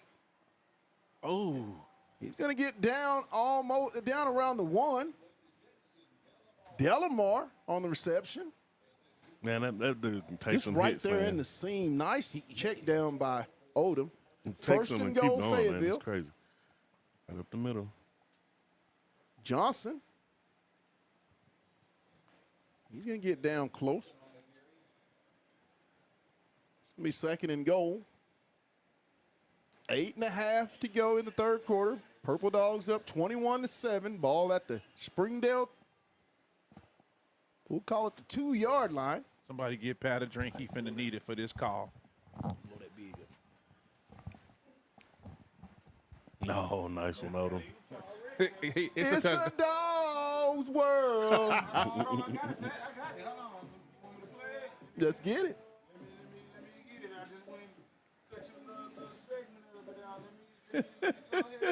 I'm going to try it out. Can we get a motherfucking moment of silence for this small chronic break? 27 Yeah. to 7. Niggas be brown nosing these hoes. 8 minutes and 10 seconds to go here in the third quarter. Fayetteville on a 28-0 run. And the kick is up, and the kick is good. 28-7.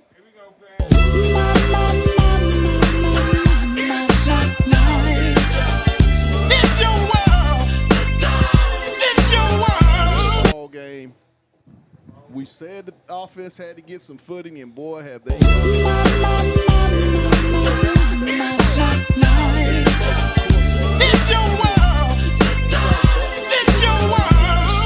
Purple Dog team back in its comfort zone. Well, that and it really started with that possession that Springdale came in. Right. Will got the fumble recovery. Then it started with the time management. Right after that, the 2 possessions after that was the time management ones where Fayetteville was able to score quick. And right now, they've been able to kind of shake off the cobwebs and kind of figure it out as they go along this game.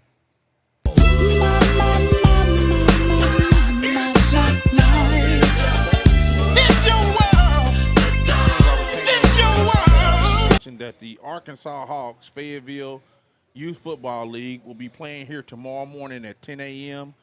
They have 6 out of the 7 Hawks teams that have qualified for the championship games. That's 3rd, 4th, 5th, Hawks Silver, 4th, 5th, and 6th grade. So excited about that. A lot of those players you'll see on this field right here in a few years. So come out and support tomorrow morning at Harmon Field. And I'm just going to give them a quick one, Derek. To all the young men that's on the Hawks, they'll be playing tomorrow. From On the Hill and Pat Jenkins, I say, let's get it. There you go. Hader gets hit under pressure. Oh. Incomplete.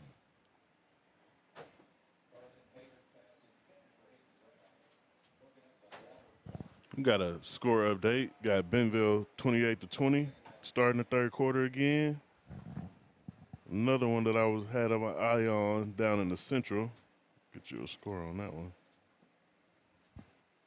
16-0, Conway up on Pulaski Academy.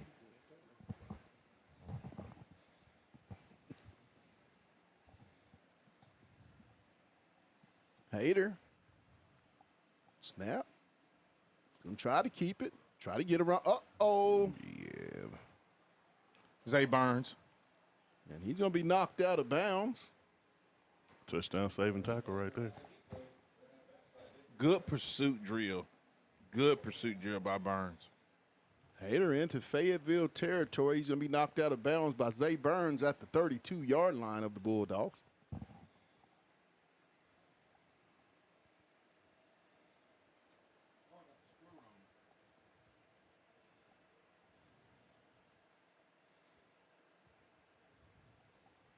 Hader. No pitch. Oh, ball. That's a fumble. Fumble. Oh, get it. Get on it. Get on it. And who's going to get He it? picked it up. Who was that? Fayetteville got the ball. Fayetteville will recover the football. Got a player down on the far side. Hey, that was a touchdown saving tackle. 4th Springdale turnover of the night. Who's that, Bunch? Number 5? Zay Burns. Zay Burns on Burns. the recovery. 2 plays back to I back. don't know. 2 plays, the senior. Makes the stop and then the fumble recovery. Got another score update at halftime down in Moulton. 42-42, Farmington and Moulton. Wow. At halftime. Who's playing defense there tonight? That's crazy. First 180 wins that game. Yeah. Bulldogs with the football. First down. The reverse. Got him. Delamar.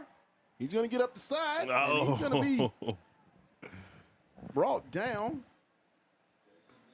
Now, I will tell you this or whatever. If that play is with number 1, that's a touchdown. 4-4. 4-4, baby. That's a touchdown. You run that back the other way with number 1, I promise you that's 6. Right up the seam. First down at the Springdale 41-yard line.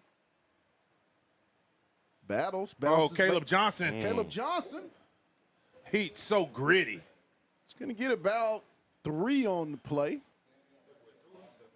Did you see him spin out of there and absorb those hits? Boy, he's so gritty. A shaking up Springdale defender makes his way off to the side. That's the one that made the tackle. He looked like he got the worst of it. Second and about 7. 6:53. Johnson off the left side. Look like we got a. That's a touchdown. Breaks a tackle. We may be coming 10, back. 5. Touchdown, Fayetteville. Let's see what we got. This may come back. Now, this one's going to come back. Would have been a 38-yard touchdown run after the broke tackle. Going to be a hold on the Bulldogs of Fayetteville. Johnson need a breather. They make that be equal. You ain't even a breather, coach.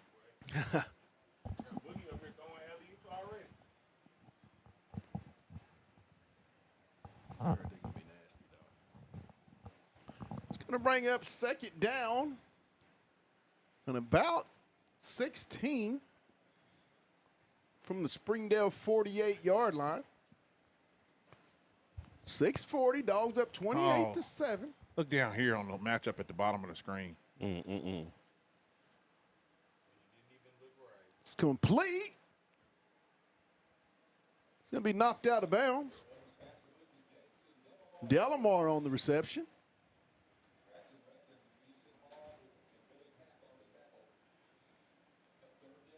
It's going to be 3rd and 1. This is going to be a post route or something. You got to. 33 is just. At the Springdale 32-yard line for Fayetteville. And he's not going to get it.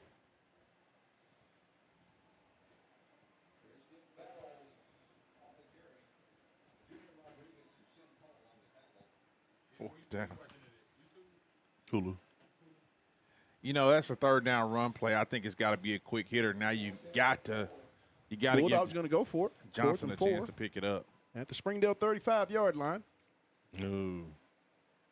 They're not calling to get back down. Be ready. I thought he jumped into the neutral zone. He did. Got a lot of time on the play clock. Odom is going to roll right. He was doing it to Ty, and Ty fell down. Ty would have been open if he wouldn't have fell. Turn it over on downs. Not sure what kind of play that was right there. Mattingly fell down. He was running Into a the 5-yard short side out. of the field? He was running the 5-yard out. He would have been open if he would have made that. He would have been open. He would have caught it. But he fell down as soon as he went out of the split. Power game. Run the football. It's what I would do. I mean, I'm not the coach, Yeah, so I I mean, don't third, want to second third guess, and 2. but I'm You got ground battles and back pound. there. Give it right up the middle. Up 21 points. Ground again, and pound. I like, you know, I know you said about, I like Johnson. Johnson's getting me 3 to 4 yards of carry. Yeah. That's, to me, if I'm going to go for a 4th down, I'm finna get a ball to Johnson.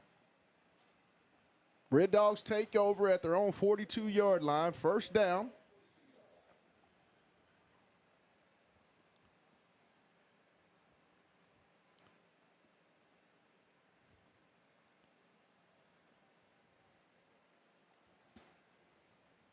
Hader.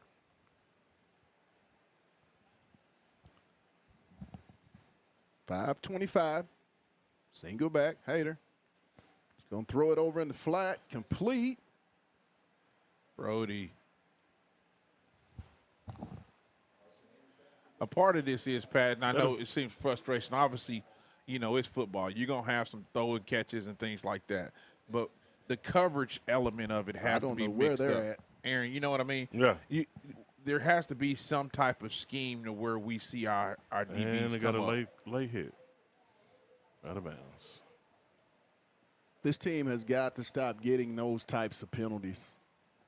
I'm pretty sure Coach Davis and Coach Britt are not happy. I mean, you can't give up 15 extra yards to your opponent. They seem to get at least one or two every single game.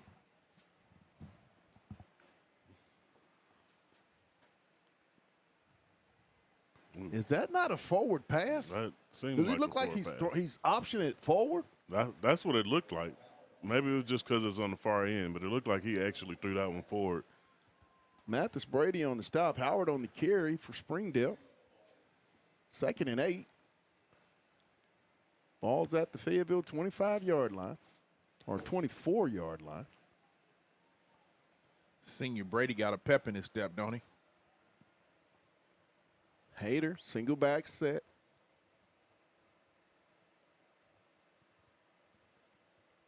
And he's going to be swarmed at the line of scrimmage by a host of purple Bulldogs.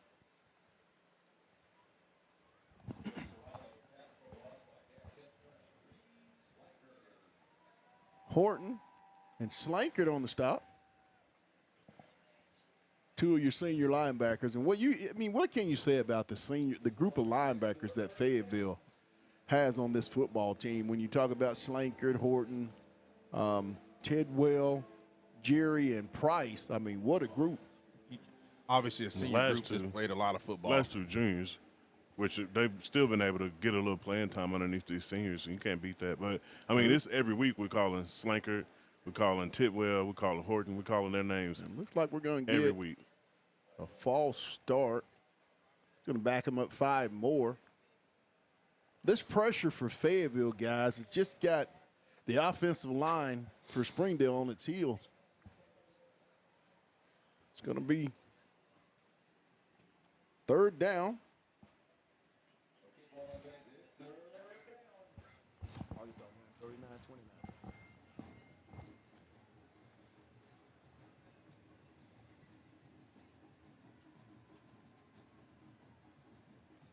From what we're seeing here in the game we're watching, Boogie Flan's having his way. Mm-hmm. No. There's a snap. And the flag's going to be complete. No, he's out of bounds. I'm talking about the 10-yard cushion. It's going to be incomplete. He's going to bring up a 4th down.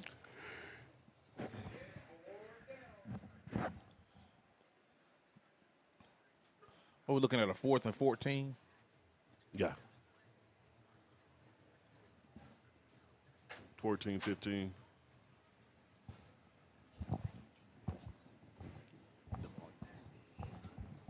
Fourth down. Springdale will go for it at the Fayetteville 31-yard line. Hayter looking. Oh, my goodness. It's complete.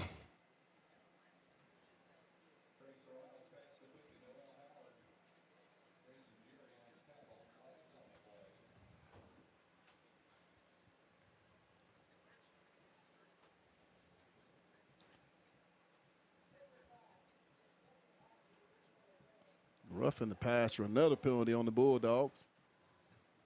That was just blown coverage. That's all that was. Yeah, I don't know how you account for him, Pat. He was lined up out there. You know, he ended up one-on-one with a linebacker. I don't know how that happens. Definitely something to watch back. 1st and goal at the 2 for Springdale of Fayetteville. 3-14 and counting. Dogs up 28-7.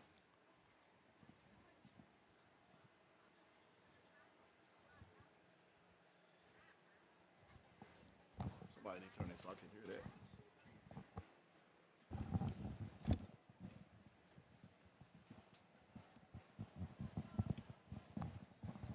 No gain. Whooping them.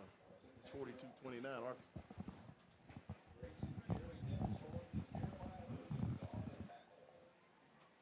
Williams on the stop. Jeremiah Williams is one of the young ones on that defensive line for Fayetteville.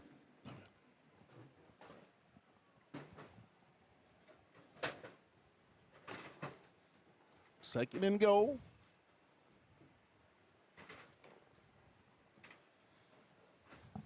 Trying to get outside. Got him.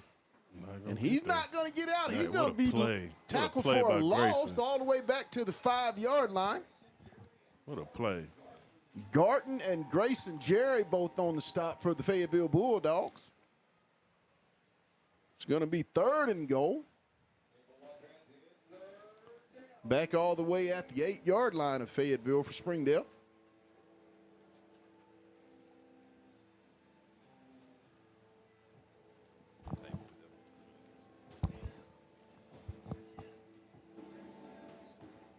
Third and goal.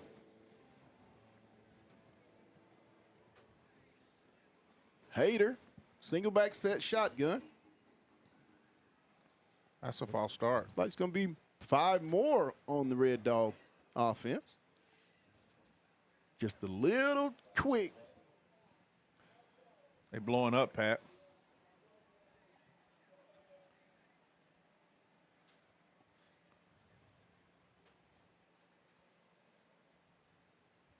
.245 in the third quarter. Dogs up 28-7. 3rd and goal for Springdale, all the way back at the Bulldog. We'll call it the 12. Another false start by 78. He's too big to be moving fast. But we're going to get 5 more. Yeah.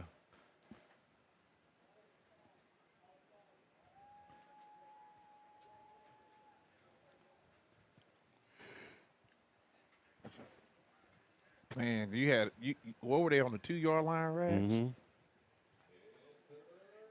3rd down. All the way back at the Bulldog at the Fayetteville 16-yard line for Springdale. 3rd and goal. 2:15, 3rd quarter, 28-7 Purple Dogs. Hader in the shotgun with the single back. He'll take the snap. Oh. He's going to be under pressure and get away, make a man miss. Wow. Hey, all I can do is tell you that's effort. Yeah, that's effort. Touchdown, Springdale. A little extracurricular down there, nothing to write home to mama about. Mm-hmm. But I tell you, the kid was in the grass here. A heck of a play by the quarterback to stay with it. The receiver ran himself open, so Yeah. you like to see that. So just a good play by Springdale. I saw the double halfback wheel routes that they had, and he missed the first one. He missed that first one. That missed tackle. Everything to happen on the missed sack.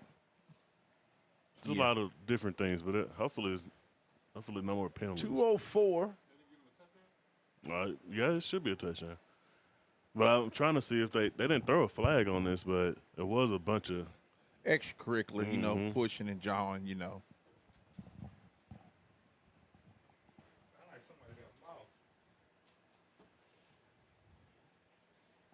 I don't know. It was. I think he was right place, right time. I think he threw that thing up, and luckily enough that tight end was coming across like likely was what my boy Lamar Jackson did against the Bengals. My bad. I had to throw that out there. Yeah. A little lull in the game. Had to make sure we talk about the Ravens. Same purple, black, same thing. You know what I mean? I understand. They got a loss on the season by number 15. We're not going to talk about that. We're done with that one. But, yeah, that was a good play where he came across. He ran himself open on that play.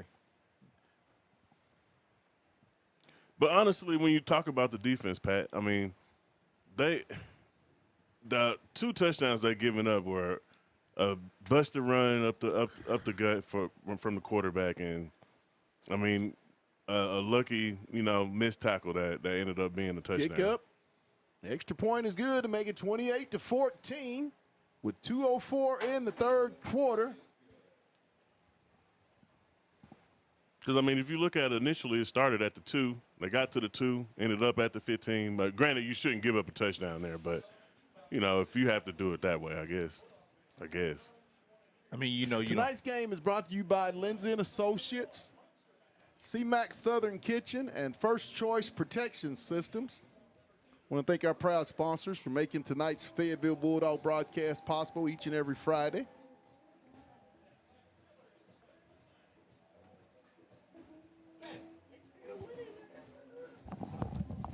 The DJ is letting us hear it in the stadium tonight. We got some Michael Jackson going. I wish what we got back in my day? We got Monster Mash. But what we doing? We can't do nothing to Monster Mash. Pat, sing along. Cause this is Thriller. Yeah, sign that man up. Hey, Sign that man up for hey, the watch boys. out now. Hey, Snoop Dogg. You can Watch come out get now. me, dog. I can make the challenge I round. know that's right. How many turns? Hey, how many cheers after that song you think I would have got? Hey, look, man. Was that All four of them was turning. that 4 cheers? Joe Jonas, They all turn. of them turning. I don't even know if Joe on there. All of them, they all turning. They Oh turn my for you. goodness. Springdale, that penalty was huge. Did we? I didn't even see a flag. I didn't even see a flag, so I don't even. That's why. Offside kick right here, calling it. They look like they're ready for it. Let it go out of bounds. Let it go out of bounds. He got the sideline. He's up the sideline. What's that? And he'll get up around the 40. No, Whitlow on the another return. flag. 2 flags. It could be something on Springdale. It looked like they were. Whatever it is, they threw enough flags tonight. You ain't lying. Are they getting paid by the flag?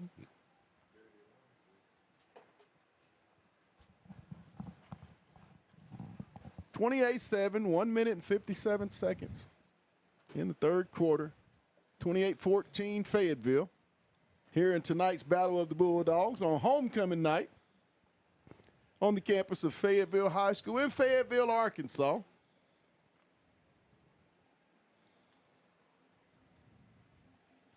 They've been doing a lot of chatting tonight, guys. The boys in the stripes. A lot of chatting.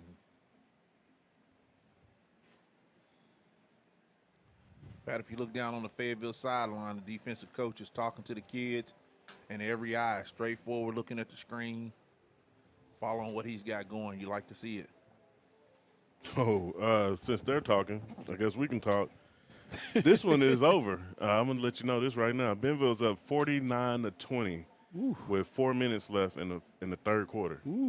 They went on a 21, really a 28-0 run on Rogers right Looks now. like they're going to take it on home, it looks like.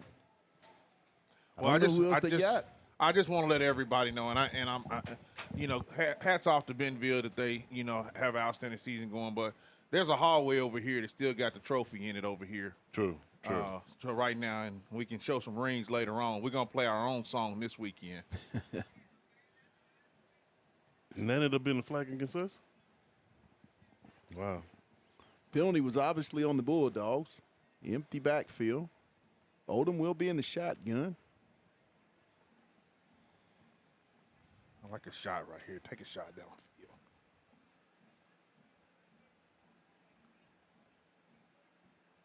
Got to turn it up before that. Battles. That goes from what you were saying earlier. It's about where you putting these pieces on the field. Battles running an end around is Pick up of 8. Not ideal. You know what I mean? It's not ideal. I mean, you can. It's okay, but it's not ideal when you have the type of speed that you got on the field. Straight up the field. Nope. It's the hesitation. It kind of reminds me last year, Christian Shelter was really good at that, where he could hesitate, then put that foot in the ground and go. Battles just got to go. You know what I mean? Put you in third and long after being, winning on first down. Third down. Ball at the Fayetteville 22-yard line for the Purple Dogs. 1:22 in the third quarter. It's going deep. Got Mattingly. Hold on to the Ty, football. Hold on to the Still football. going. And he's going to fight his way all the way down to around the 30-yard line. Ty Mattingly. He was wide open down the sideline. I think that was a nice wheel route call. That's something we hadn't seen Fayetteville run a lot of this season. Yeah. It was one of the staples last year. Just a little bit more touch, and he's still running into the Bulldog lobby over there. Go Battles. Cut up the field. Go up the field. North and south, buddy. He's going to get about 4 on the play. Down close to the 25, around the 26-yard line.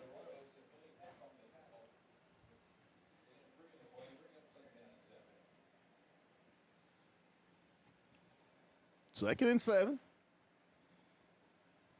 34 seconds in the third quarter. Dogs on the move.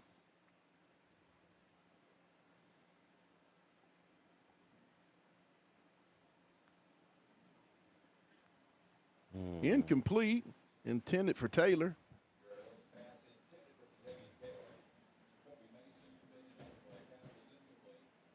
It's going to bring up third down for the Bulldogs.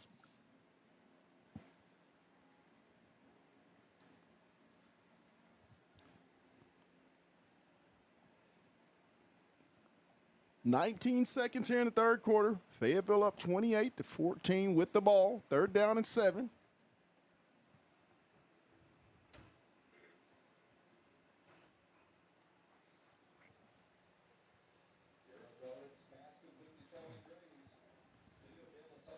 think Fayetteville's going to go for it. Ball at the Springdale 25. I like to see something a little different on third down, third and long like that. It's going to be the end of the third quarter with Fayetteville leading it 28-14. We're going to take a break, but we'll be back with the final quarter. You're watching Bulldog football on the Hill Media TV.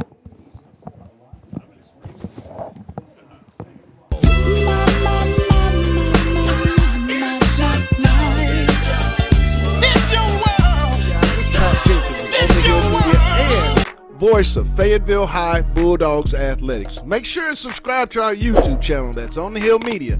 Make sure you hit the bell for all notifications. As we say, let's get it.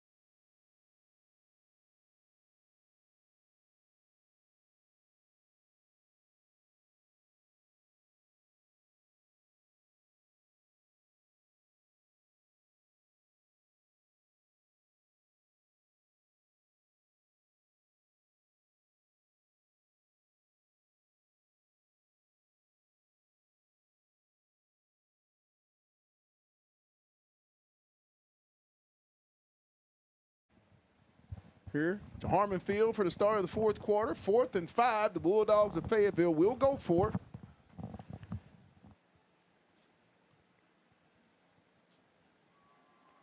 Here we go. Is that Charlie Graves? Yes, it is. It's a dog's world. It's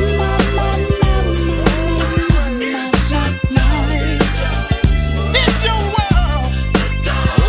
It's your world. He was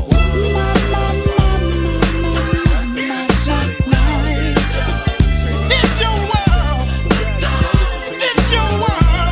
success they're having with those receivers, Delamar, Graves, and Taylor, all with touchdowns tonight. Kick is up, and it's good. So with 11:55 left in the ball game, the Bulldogs of Fayetteville take a 35-14 lead on the 18-yard touchdown toss from Garrett Odom to Charlie Graves. That's what you needed coming back off of a touchdown. You had to answer with a touchdown or some semblance of points of your own, don't you think, guys? Absolutely. Extend the lead out, you know what I'm saying? Let these guys play free. Fly to the ball and make plays. That's what you need at this point. Springdale's not playing with a lot of energy right now. It's getting close to having to come up with our belts. Who's going to get it tonight? That's tough. I need to think about that a little tough bit one. more. That is going to be a tough one. Yeah. That's going to be a tough one. We might go with the whole Bulldog defense. Might go with the entire Bulldog defense. We call Slanker a lot tonight. But also, too, you know what I'm saying? I think I got it right now. The senior number 5 is weighing heavy on me. Yeah. He's weighing heavy on me now. Okay. Zay Burns made a couple big plays there. See what else he can do.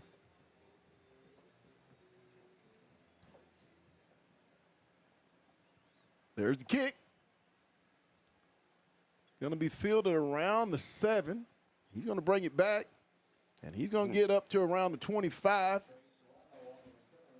The 26 is where they're going to spot it for Springdale.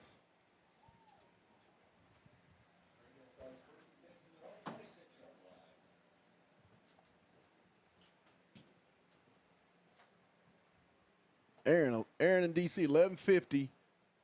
What does Fayetteville need to do both offensively and defensively to close this game out? First on the defensive side as they take the field. I want to go with you, DC. I'd like to see one more 3 and out or, a very short possession to get the ball back in the hands of the offense and try to put this thing away.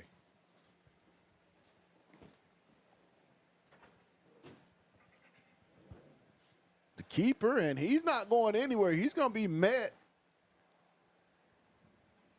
at the line of scrimmage. Reed Slankert. Hey, we have called Reed. We have called Mr. Slate quite a bit tonight. No doubt. No doubt. I agree with you. You have. All that senior does is just continuously play steady. We had him on the Casey Dick show a couple weeks ago, and I'm talking about one of the top 3 interviews we've had. Hadley. And he's going to be the ball loose. Hey, And the Dogs are going to recover. Charlie Gardner. Charlie Gardner on the flag. He took a flag for spinning the football. Oh, my goodness.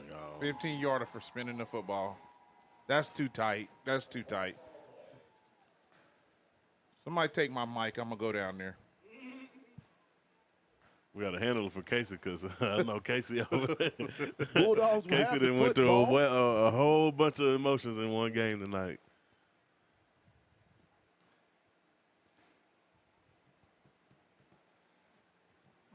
That's a little much for a spinning. I mean, that's petty right there. But That's would you petty. expect anything different? That's petty. That's real petty. Fayetteville just seems to be the only school that can't have fun during a ball game. I've seen a lot of teams spend the ball. Well, you know, they cracking down on a lot of stuff. That Let right there. the kids have fun, refs. Let them play. Let them agree. have fun. I agree with you, but That's petty. they calling it. My goodness, that's petty.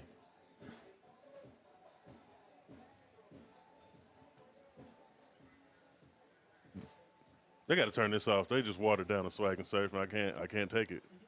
Cannot take it. Don't play it here. Hold them. You want to take the snap? Got him in the middle.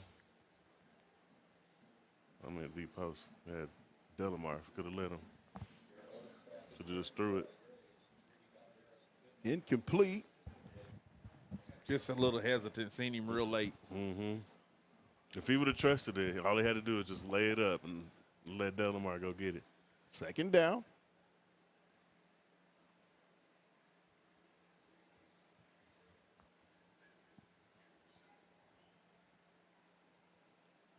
The give is to Battles up the middle. Christian That's what you want to breaks see the right tackle, there. still going, and he's going to get down inside the 20 around the 17. No stutter step. Right, that's no what I've been stutter saying. step, no nothing. He No went, stutter step. Hit the hole. Straight up the gut. That's what you got to see. That side to side is not his game. Goodness. Bulldog first down. Between the tackles. Let's At go. the Springdale 17. Hold him in the shotgun. Battle single back. Give again. Christian inside.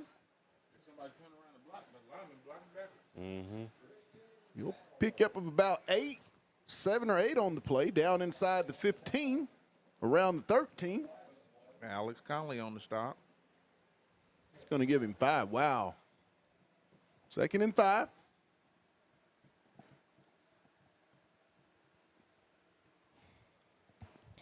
Gonna get somebody hurt. Gonna get somebody hurt. That's one of them throws to get somebody hurt.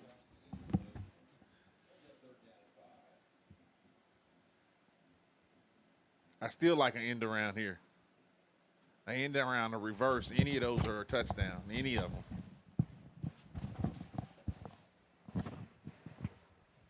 Third down.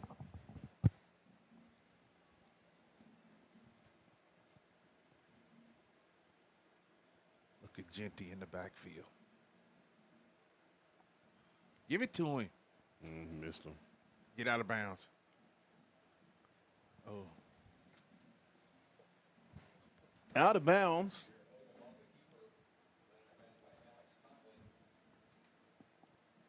Fourth down. Thought he missed him in the corner. He missed him on the wheel route. He Yeah, I mean, missed him on the touchdown wheel route. city. he should have hit him straight down the line, and that was a touchdown.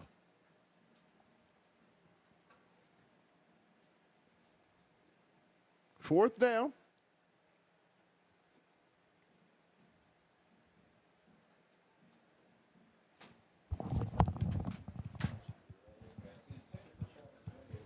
Time to play defense. Rex, I don't know what that call was, you know what I'm saying, but No, I mean, I'm running the ball. 3 straight runs. If I'm going to kick a field goal, I'm running 3 straight. I mean, I got down here for battle, so. I mean, you were in field goal range right there anyway. Mm-hmm. Oh, wait, that was – oh, okay. Yeah. I would just gave it to battle. Springdale take over at the 14-yard line. Again, you were in field goal range. 9:53. Yeah. Or we take the points, you know. That's the type of stuff in playoff games that'll come back and bite you. And he's going to be stopped for no gain. Who's that at the bottom there? Tidwell. Number 10. Gibby on the stop. Griswold. Gibson Griswold is one of those guys, another linebacker that I missed. That just when he's out there, he makes plays. Guy battled back from injury in fall camp. But another thing that's not talked about this linebacker crew is there's a few faces that's missing from injuries and things like that they were, wanted to count on this season. He's going to be knocked out of bounds. A flag is down. That'll be holding. Williams got to make that tackle for us. Got to have your head up on your tackles. Yeah. See your target. It's going to be a penalty. Looks like that's going to be coming back. 9:07 in the ball game. Fayetteville with the lead, 35-14. Penalty was on Springdale. It's going to back him up. Ball will be spotted at the 8-yard line. 2nd and long.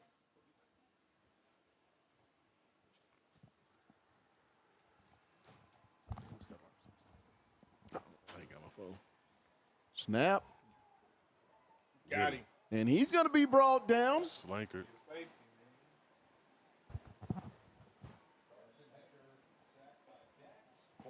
Dax Horton on the sack. 22.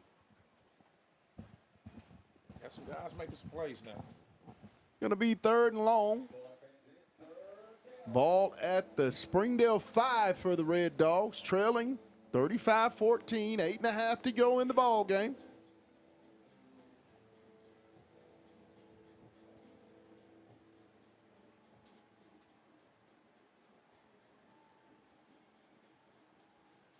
Ooh. And he's going to be stopped. That's a safety. No, there ain't no reason to walk out there. They're going to give him. No, they don't need to give him anything. They're going to give him forward progress. It's going to be a loss of yards. Bring up 4th down. Aaron, if I'm down there Thought on the that was a sideline safety. and I had a red flag, I'm throwing that. I know. I'm throwing that red flag, Aaron, if I'm down on the sideline. But here's the deal. Ooh, his heels on the white line. This is where you want to see a special teams play at right here. Yes. And again, we got to Who's the special teams guy? I guess we're gonna see right here. They could have a punt return, but they got the wrong guy out there. This is where you score. Flag. Going out the back of the end zone. Delay a game.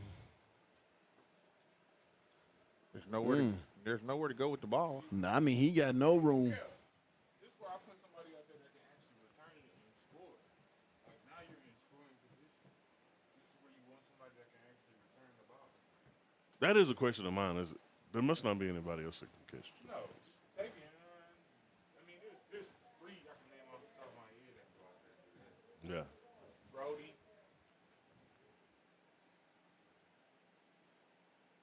Halsey at the Springdale 35-yard line. I think he just stepped Actually out the just back of the moved end up to zone. around the 33-yard line. He's gonna step out the back of the end zone. Ooh. And that's a flag. See? Bro, why is he back there? Get the ball, son. Get the ball. Can't do nothing. And he's going to be Fayetteville will take over at the 42-yard line.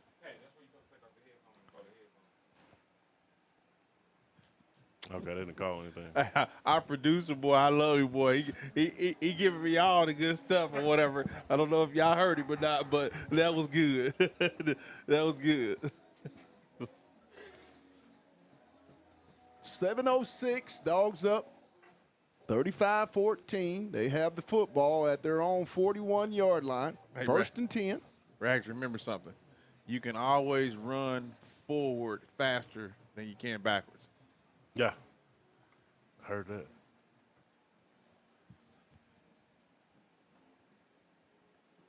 Cut it up. Johnson Good cut up. Good cut up. still running. Caleb gets about 8. He runs behind his pads really well. Really well, Pat. Really well. That's exactly what it is. Second and 3.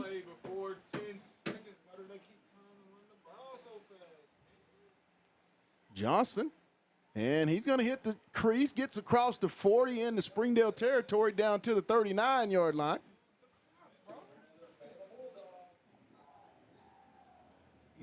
I mean, Demetrius, you're absolutely right. There's no reason to be snapping this ball before it's 10 seconds or below. Yeah.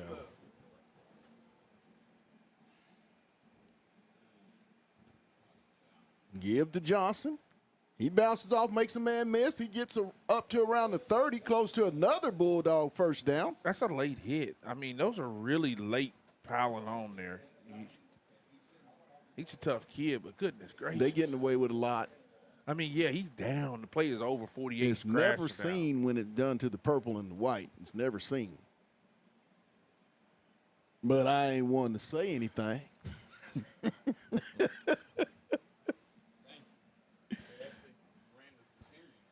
Second and short.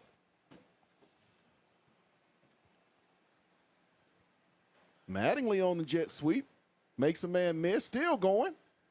And he'll get down around the 25-yard line for another Bulldog first down.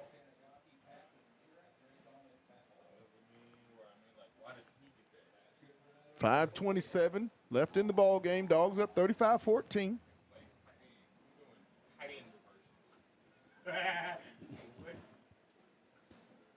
I don't know. Now you got Charlie Delamar Graves running one. or Graves. They just saying, you get a ball, you get to run the ball, you get to run the ball. Gain of 3, second and 7. Now, had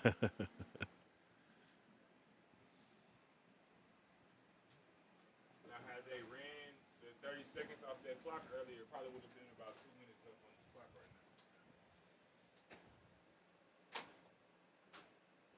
Give.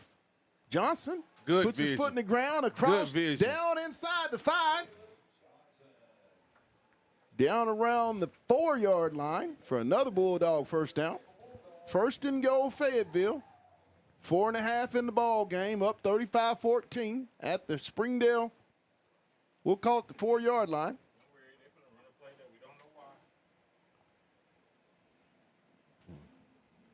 This ball's going to Johnson. He's not going to do anything else. Bubble screen. Oh, bro. There's a backwards pass. I told you, man. I told you what he was going to do. And he's going to take it all the way, it seems. Why? No, I'm done. I'm done for the day. So why didn't we do Down at the 2-yard line. All he had to do is run the football. All he had to do is run the football. This is weird.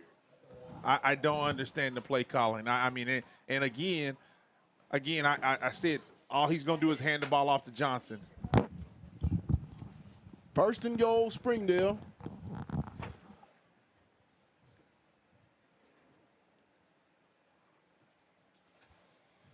Hats off to Todd Manley for getting back and hustling back and making a play. But unbelievable call. Unbelievable call. I just cannot believe that just happened. Hey, y'all got to stop staying on the air, and I have to get the phone call when all this happens.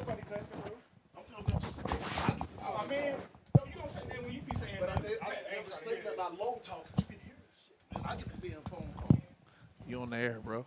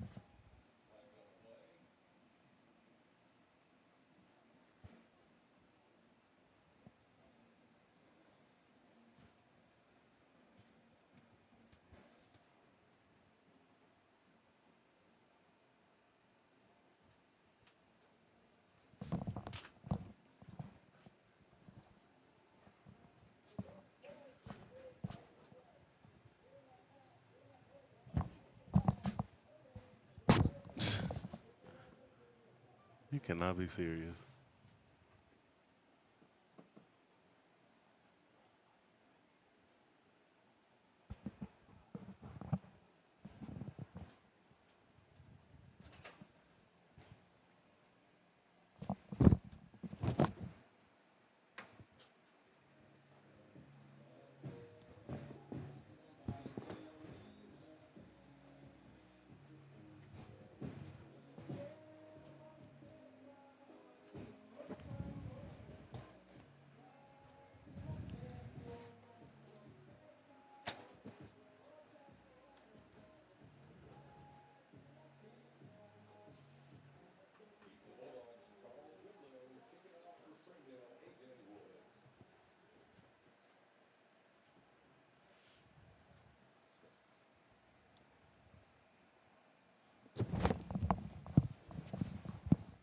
Springdale set to kick the onside kick.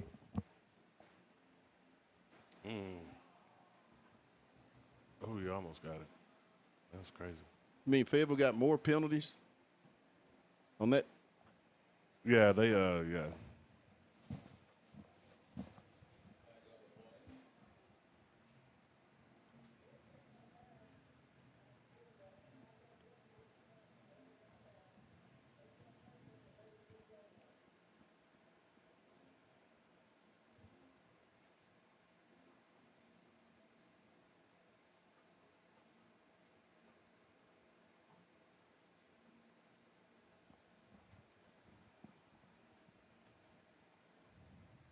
Tonight's game is brought to you by Lindsay and Associates, First Choice Protection Systems, and C-Max Southern Kitchen.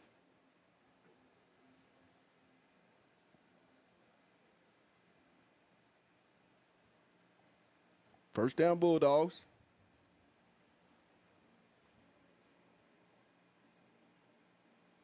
Johnson makes the cuts, and he's going to be brought down. Pickup of about 5 up to the 41 for the Bulldogs.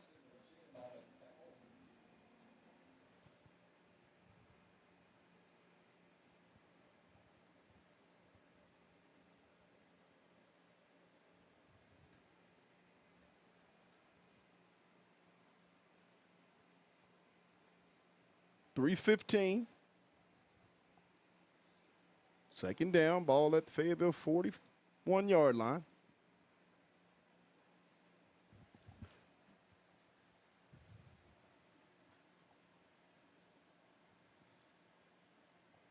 The give, Johnson up the middle.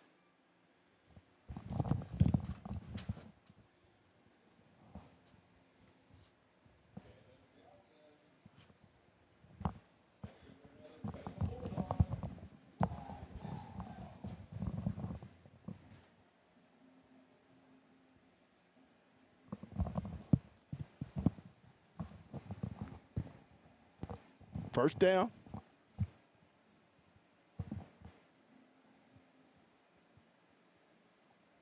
Fayetteville just trying to milk the clock. Don't you think this is something that should have been done a little earlier, guy? Yeah, I mean, it's yeah.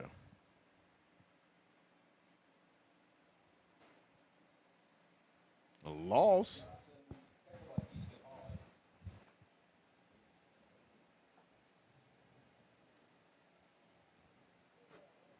We'll take a timeout. You're watching Bulldog football on the Hill Media TV. Hey guys, this is Pat Jenkins of On the Hill Media and voice of Fayetteville High Bulldogs Athletics. Make sure and subscribe to our YouTube channel that's On the Hill Media. Make sure you hit the bell for all notifications. As we say, let's get it.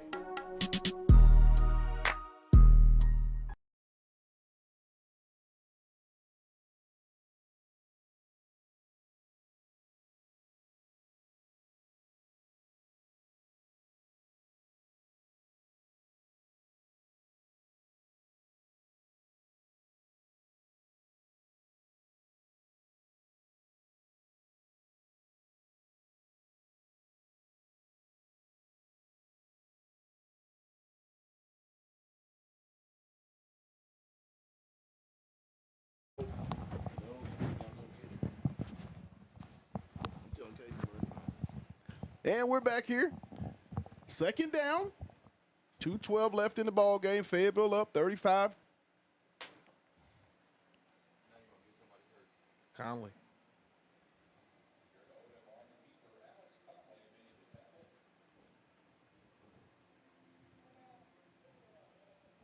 Springdale's going to call a timeout. Third down.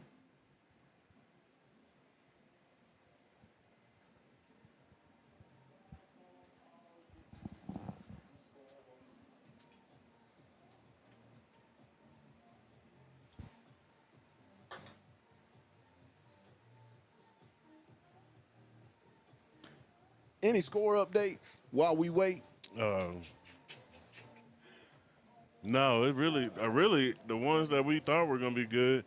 Last time I checked, Morton had built a 13-point lead over Farmington. All right, here we go. Brian, okay. Those aren't right. Hit that refresh button. But the ones I really keyed on, all of them didn't turn out to be. Blowout City, huh? Yeah. Southwest, Little Rock Christian over Southwest, 48-28. Fayetteville, our game, 35-21. Wow, I thought Catholic really would do something. Conway, 32-6 over PA. Catholic's getting hammered, 42-0. Greenwood, 56-7 over Van Buren. Johnson. Delamar blocked somebody. Out there celebrating. He's celebrating. There's a flag on the play. And we got a holding coming back. It's coming back.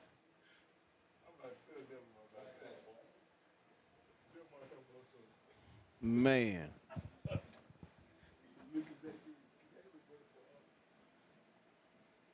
Fayetteville has been penalized an enormous amount of times tonight. How many penalties is that for the ball game? I can't even count. There's been so many. It's got to be 10 or 11. No, it could possibly more. They've had Could be more. at least 5 15-yard penalties tonight.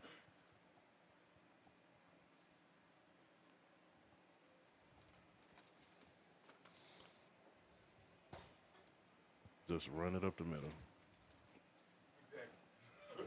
Keep it simple. Just run it up the middle, man. It's third down. You're behind the chains. And I wouldn't even run it until you got about 5 seconds left on the play clock. Just have everybody line up for 20 seconds. Third down and long.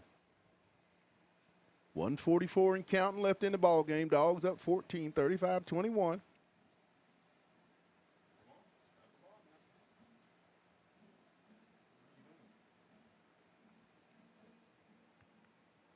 Odom.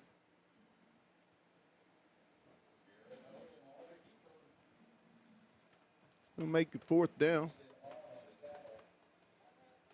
Springdale calls another timeout with 1:25 left in the ball game. So, guys, let's come up with defense, offensive, and special teams now. The moment of truth. Who we got? I'm going Reed. Mine would be Reed Slinkard on defense. Yeah, I can go. I would go with Slink. Go with that with you on that. You one. going with that? Yeah.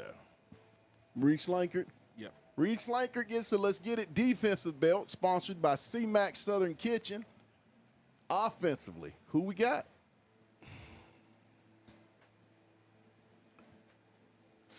We don't have the stats or whatever, you know what I mean? But you know who I'm going to say. Who you got? Johnson? Maybe, yeah, Johnson? I would have to agree with that. Yeah. I'd have to agree with that. I mean, Johnson. Punt team. Punt team's offensive. I can go with that if we're going a whole. We've been able to flip the field with our punter all game long, so I feel like that can be The possible. punter? Yeah. Okay, we'll go with that. And he's going to keep it. And he's going to get around the side, and he may get the first down. Keiko. Called it. I told you. It's a dog's world. Touchdown, Fayetteville. Nathan Keiko. Well, touchdown or first down? First down, okay. First down. I'll take that dog's world back. I'll take that touchdown back. Hey, that's a game. It's